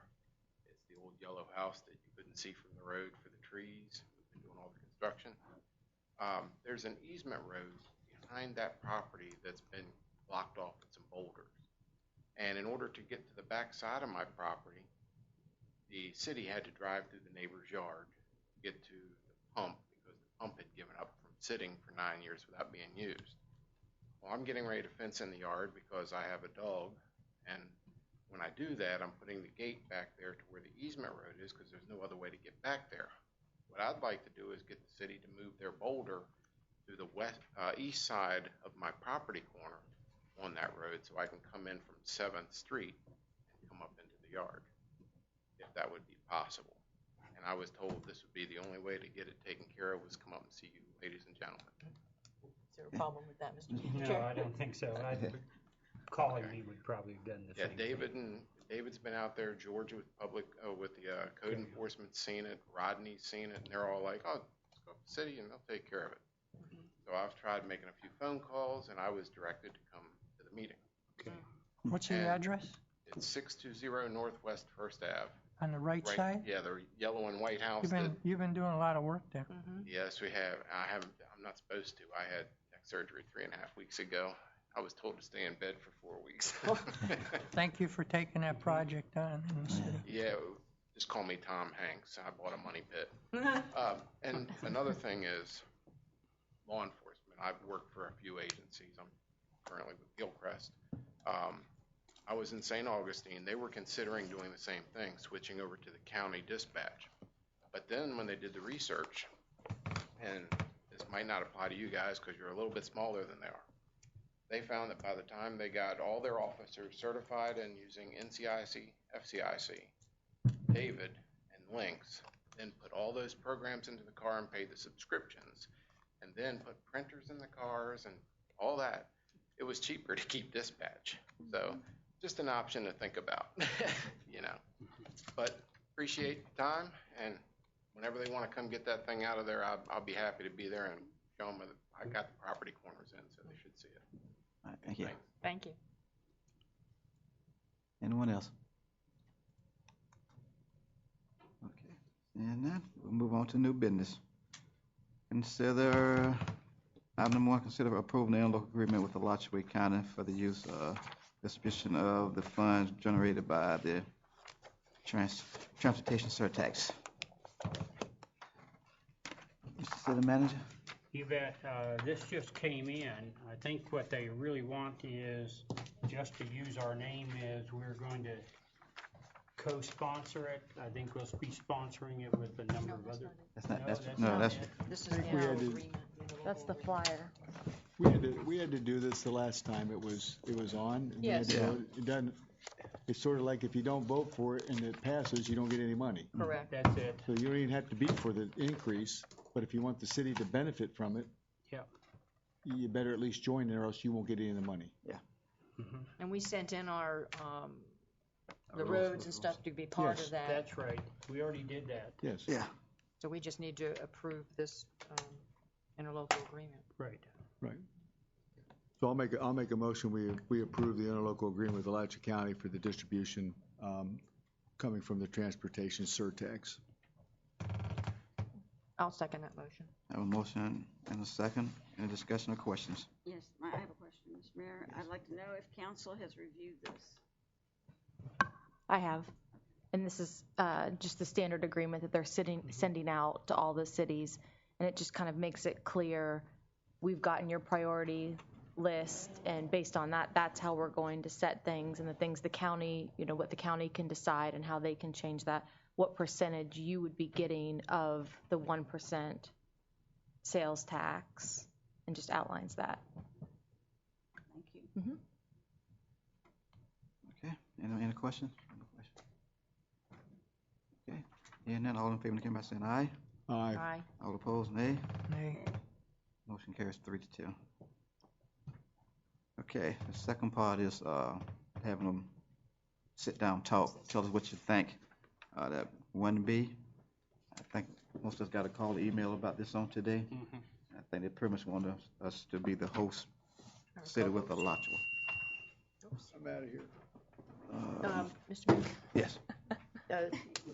This is from 5:30 to 6:30, and it is the same night that we have a commission meeting, but it is prior to the commission meeting. I don't know what the co-hosting involves in it. But I would think that it at least is something out there for the citizens to be made aware of if they have questions. So I would kind of recommend that we try to do this in conjunction with the city of Alachua. Either that or we end up request and have one here to let the citizens know what this involves. So you say you want to have two, you don't want to go with one in Alachua? I'm sorry? You don't want to? No, I'm saying if either do this, co-host this with them, or hold or And down have the our road own? have one with the chamber, because the chamber will come out and hold sessions. Right. This is done by the Gainesville Area Chamber, not Correct. the city, not the county. Correct. And the purpose of the meeting is to inform this letter they sent me. The purpose of is to inform the community in northwest Alachua County about the surtax being on the ballot this November, and hear views about it. I guess they want to just hear people's views about how they feel about it, the surtax. I think that's one from the county. Huh? Was he from the county? Yes, Mr. Okay. Mayor, Jeff Hayes, Transportation Planning Manager with Alachua County. This is the Gainesville Area Chamber of Commerce that's hosting these. They're hosting several around the community, one in Hawthorne, as you said, one in Alachua. And they're hosting the event. I will be present. We'll have county staff present to answer questions about the projects. And the idea too is that we're having one in Gainesville next week. We're going to have City of Gainesville staff present. At this one, we would hope to have City of Alachua or City of High Springs staff present, just in case there's questions about the projects that are on the project list in this area. So. And as county staff, we can always come out, later in the fall as we get closer to the election and have a talk here at a commission meeting or in another forum as well. Vice Mayor, well, I assume co-hosting just means that we're going to be present. Yes. No other duties. I think he said somebody they put our name on the flyer also or something. Okay. So I would be in support of it, so I guess we should, if a motion would be appropriate then? All right, I'll make a motion that we, that the city co-host the transportation and sales surtax listening session that's being held in Alachua on August 7th from 5:30 to 6:30 at Alachua City Hall. Have a motion, do I have a second? Yeah, I'll second it. Okay, we have a motion and a second. Any discussion or questions? What do we want to do about our city meeting? Well, this is from 5:30 to 6:30. Well, you won't be here back at 6:30 if we stay right till then. Do we want to leave that one early? Well, I mean, I don't, if we have our staff there and they're there until 15 minutes before 6:30, you know, are we? Sure. I would think, I would probably think we should schedule our city meeting for 7 p.m. But we could. And Mr. Mayor, once again, just so it's clear that the agenda that we've been working on with the chamber for these meetings is that the actual staff presentation portion of it is maybe the first 15 or 20 minutes, and then the rest of it's question and answer. And they're not going to, discussions we've had thus far, they're not going to be advertised as city meetings, so there's no sunshine issues. Certainly you're welcome to attend, and we hope that you will. But there's not going to be a, sitting as the commission in any capacity. Commissioner Barnes? that brings up a point. 5 commissioners going to be there. We could certainly notice it. I'm sorry? I said we could certainly, regardless of what the county does, we could certainly notice it as a public meeting that you will all be there. And that would probably that would be prudent, probably not necessary, as this wouldn't be an issue that you guys would be voting on, the surtax. That would be something that's on the ballot. But in an abundance of caution, we can certainly notice that all 5 of you could potentially be there and list where it would be. And listen to things or make comments and take questions and do that. So certainly if you were going to be up at the dais, we're going to be somewhere. Questions. What was it? What's the plan? What's the plan what were you going to do with us? Well, certainly, and this is, I think, open to discussion. It's really the chamber who's leading, kind of the lead on the meeting. I can tell you what we've got planned for next week at the Senior Center in Gainesville is the chamber representative giving a little introduction, and then county staff talking about the basics of it's moving Alachua County forward. That's the name of the initiative. Talking about the basics of the initiative, going over some of the county projects that are particular to the city of Gainesville, and then having some city of Gainesville staff talk about some of the city projects. And then also we're at the Senior Center, there's a discussion about senior transportation as well. And so there's, with these meetings, I think later on in the fall, we're going to be offering to have our county commissioners, to the extent that they're willing to participate, actually going out into the community and having some other meetings moving forward. This is just something that the chamber wanted to put on and that we said we would cooperate with as the county. And we're certainly going to notice our commissioners that they're happening, but we'll see if there's more than one that are going to look to come. Sometimes they organize those, or just maybe one's going to go. So this meeting is probably to inform people about surtax. And it's really the chamber more so wanted to get some feedback themselves on what people's thoughts were on the initiative. Mr. Bond? Well, I guess what I really, if the chamber is supporting the surtax, that's a question I have. I guess they're supporting it. You don't know. They had a number of basically conditions to which they would support it, and I think we're kind of finishing up on those August 12th with appointing a citizen oversight committee. So my feeling is they will be coming out in support of it, but that hasn't happened as of yet. But they are organizing these meetings, which I think is a sign that they're leaning in that direction. Okay. I think to that extent, I would think it's a good idea. But I'll talk about it at that meeting. Or subsequent ones. I would not have a problem, I wouldn't have a problem anyway, I don't know anybody else, if we wanted to bump our meeting to 7 PM. To make sure that any commissioner, I personally can't go, I've got another function to be at. But any other commissioner that wanted to be there to make sure that they would have time to get back here for the commission meeting. And staff, because a manager would have to be there along with someone from Public Works probably. Personally, I have a problem. The Gainesville Chamber of Commerce is probably going to put a notice out for the meeting. There's going to be a public notice out. And when that notice is going to go out and it says City of High Springs, if it's going to say City of High Springs is co-sponsoring this, is it going to make us look like we're sponsoring the meeting? Tell us what you think. I don't know. I got one. Well, I've made a motion, like I said, I don't have a problem in doing this. But you won't be there. Well, but doesn't mean I'm voting to do it. It's on the record. I don't have a problem going just to listen. That's all it's going to be. We don't have no influence on who the people going to vote, because the citizens are going to decide if or not they're going to vote for us. So we really won't have no, so just to go hear what they have to say, I don't have a problem with just to hear. I have a problem with that, just to go to inform us what's going on.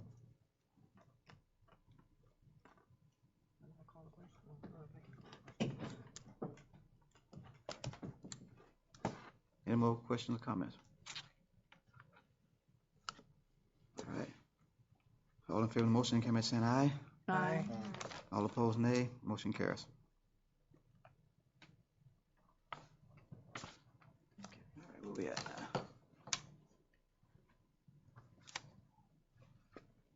now? Mr. Mayor, we may want to go ahead and direct staff, if the commission is in consensus, to move that meeting to 7 PM. Oh, yes, I'm sorry. Okay. Done. Yep. That's to find all the commissioners, 7 p.m.? August 7th? Yes. First meeting in August. Okay. And moving on to item number 2, discuss disconnecting service charges for solid waste. Mr. City Manager? I put that on, Mr. Manager. Mr. Mayor, I had received a complaint from a citizen who receives only trash collection, complaining that even though that they were paying a late fee, that they've also had to pay a $25 disconnect fee, even though they don't have solid waste and water service. And in looking at the ordinance, at least I didn't see anything in there that basically said that when you have trash collection and you don't pay your bill, you get charged the $5 late fee. But I didn't see anything in there that allows us to charge a disconnect or a reconnect fee, and it doesn't make any sense to me that we're charging that kind of fee when there's nothing to connect or reconnect. So I've put it on there for discussion and to look at our attorney, I guess, and see if I'm right in the way I'm reading the ordinance. No, and you are right. And it's more a function of our software than it is anything else, but we will manually try to take that off. But you're right, if you don't pay your trash and you don't have water and sewer, you shouldn't be charged a disconnect fee or reconnect fee or anything else. So we will go through and manually do that. And once we get Springbrook, the updated version, we'll be able to take that out of our system. I'm going to assume that happens simply because it's all on the one bill, and so when you don't see the pay, the machine basically just says do it because it's on the water bill. Right. And because we're out of date in Springbrook, there's not many changes we can make, and it just continues. But since So- we're buying an updated version, we'll be able to change it. We're only talking about those specific people who only do waste pickup. They're not water or sewer. That is The correct, disconnect yes. is just a very Mhm. isolated issue. Right. Okay, And we'll manually take that off the individual. okay. And So I've it's- waived the fees in the past because it's just not fair. Right. And I guess until that software, the new software is updated, that we'll have to keep an eye on that so that That is correct. additional people Sure. who don't pay We'll don't get that manually- fee. That's right. Yeah. So is there any action that we need to take other than just the discussion that you are going to take a look at Right. it? Because the ordinance really doesn't It doesn't cover it, right. cover it.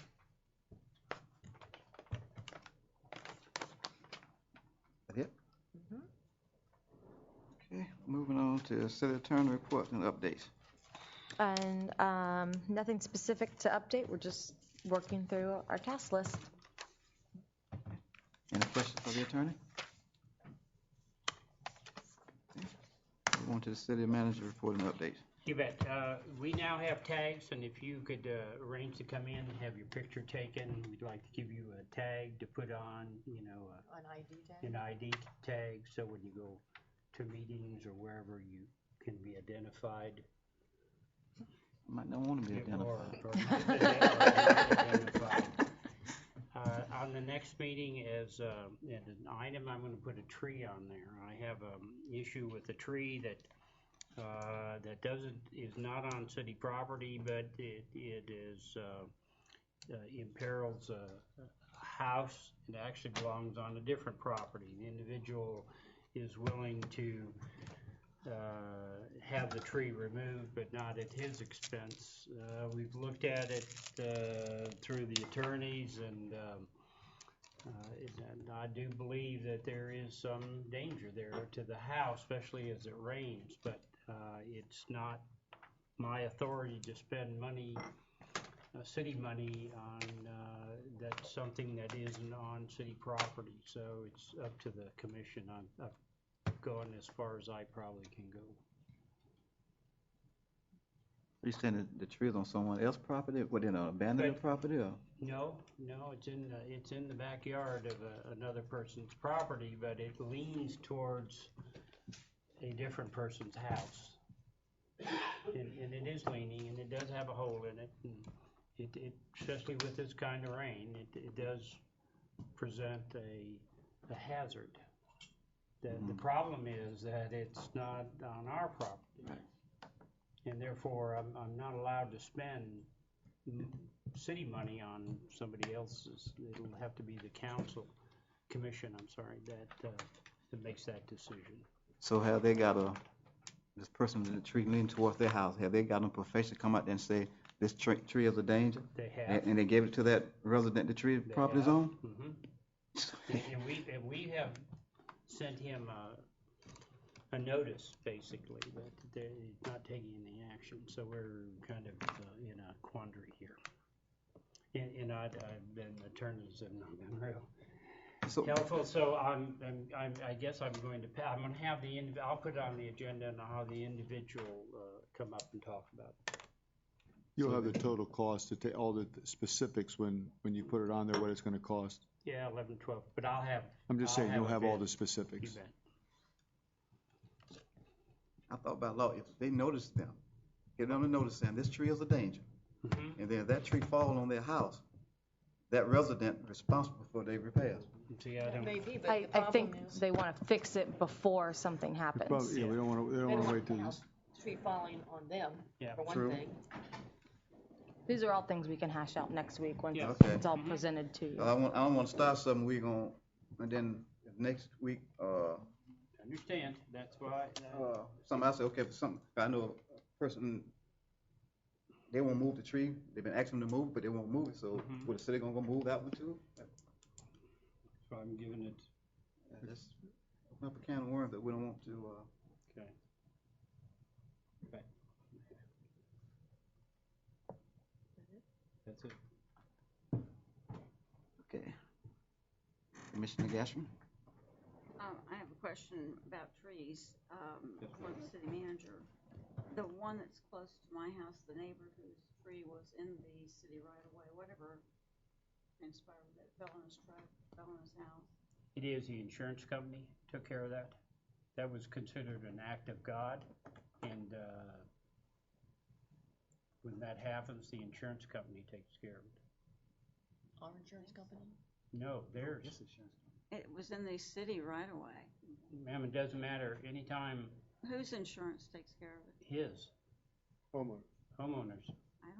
No, I don't think so, but okay. But yeah, we notified ours, but ours really doesn't take care of it because they consider it an act of God, and it is, and that's how.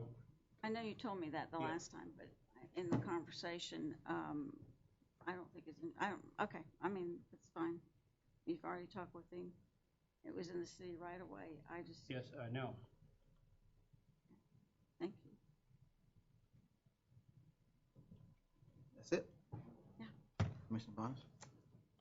I'm trying to pull up an email that a surveyor sent me today, and it's not working. I may get it here in a minute. About on 13th Street, he's trying to survey a property, and I think the name is Martin. He's got to survey some property because a buyer bought some tax sale property, and he's going over there to try and survey it, and the lady who he has to walk on the border of the property is giving him a hard time. Okay. And I'm not, and I can't get the name, but he may need the police department to come over there. Or code enforcement. Or code enforcement Yeah, that's right. to allow him to walk on the property line to do a survey. Okay. Yes, sir. It was, I'll forward you the email Okay. tonight when I can figure out how this works. We've talked about trash, and I look forward to that letter. I'm concerned about dispatch coming up now. Really concerned about why that's coming up now. But I will follow it and see what we do. Chief of Police search. Where are we at with that? We have interviews that we're doing on the 28th. We have a 28th. committee of 4, and we'll sit here. We have to, it is an open meeting, and will be noticed. The 28th public can't participate, but they're But they can allowed to listen. come in. That's next week. That's next week. How many people coming? Right now, we have 3. We've tried for 5, but 2 fell out, so we have 3. The committee itself may add a couple and then have another. Depends on the quality of the interviews. Paving, I got a note for paving, but I'll talk about that at another meeting. It's really got to do with this paving of this road here, how we're gonna get that road paved. Oh, no, it's on the list. They have to pave it. Meaning, I mean, the road between in front of Pre-Stevens. That's it. It's on the list, sir. By who? By the county. Okay, but that's on the county list. No, this is, Oh, we it's already part have a of the- contract with them. It's part of that paving project that we're doing, It does? so that could be done in the future. It's Within on the a list. next couple of months. Okay. The final one is one that it's got so many different ramifications to it. I know that as a commissioner, let me preface this. I know that as a commissioner, I'm not allowed to make recommendations or suggestions or do anything about the hiring or firing of any staff. But it came to my attention this week, and I think I talked to you about it about a week ago, about a person who resigned from our department, the police department, that Yes. wants to come back. I had received comments from people who have left us that when they were here, they were concerned about this person, and they suggested I read some documents. I got the internal investigations with some reports, and I'm just going to say this. I hope that you read these reports before you make any decisions. I hope you take into consideration what was said to the commission by this person. I hope you take into consideration that people, including yourself, who may have felt threatened by actions of this person. And I finally want to ask you, were you aware of some damage to a vehicle on the date that person resigned? No. Damage to a police vehicle where it's supposed to be on a video, where that vehicle was vandalized, had to deal with tinting on the window. Tinting on the window was taken off, and it caused a minor cost to the police department, I've been told, to fix that, where the glue got into mechanisms. But tongue-in-cheek, if we can bring somebody back who's done that, then maybe we can bring back Chief Holly. You know,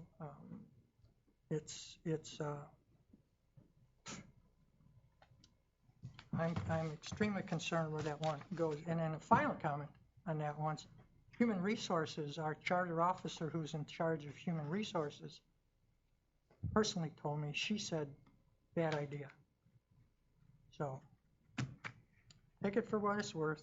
Right. I look out for the city's future financial responsibilities for anything that could happen. He is on probation. He went through the committee from the police department that selects. There wasn't anything in his file. Well, and I'm just going to say there wasn't anything in his file because when I've been told when he left, said let it go, don't worry about it. I'm told when he damaged the vehicle, it was don't worry about it, he's gone, just let it go. So, if apparently he's been hired. Is that what you're telling me? Yes, sir. Right now, there wasn't anything to stop it. Okay. I have nothing else. I don't have anything. I don't. Well, one announcement, which I want the city to be involved in once we decide to have the ceremony. We've been awarded a historical marker for the Douglas High School, and I want the city to be involved once we have the unveiling. We'll try to have a big ceremony of that. Yes, we are. I think it's a grand thing that now Douglas is known in history throughout the state that it was there. So again, I just wanted to make sure the city will be there for that ceremony. You don't have a date yet? No, not yet. Not yet. If there's nothing else, Motion to adjourn? we haven't decided when we're gonna have the ceremony yet, but we got to order the marker first. But we're gonna approve everything. Okay. All right. There's nothing else. We're taking a motion for it to adjourn. Motion to adjourn. Out of here. Okay. Meeting adjourned. Not happy with Jenny. I talked to Sandra Joseph. Yeah. And she said she looked into it. And she No, said she'd already call. took care of it. Talked to her.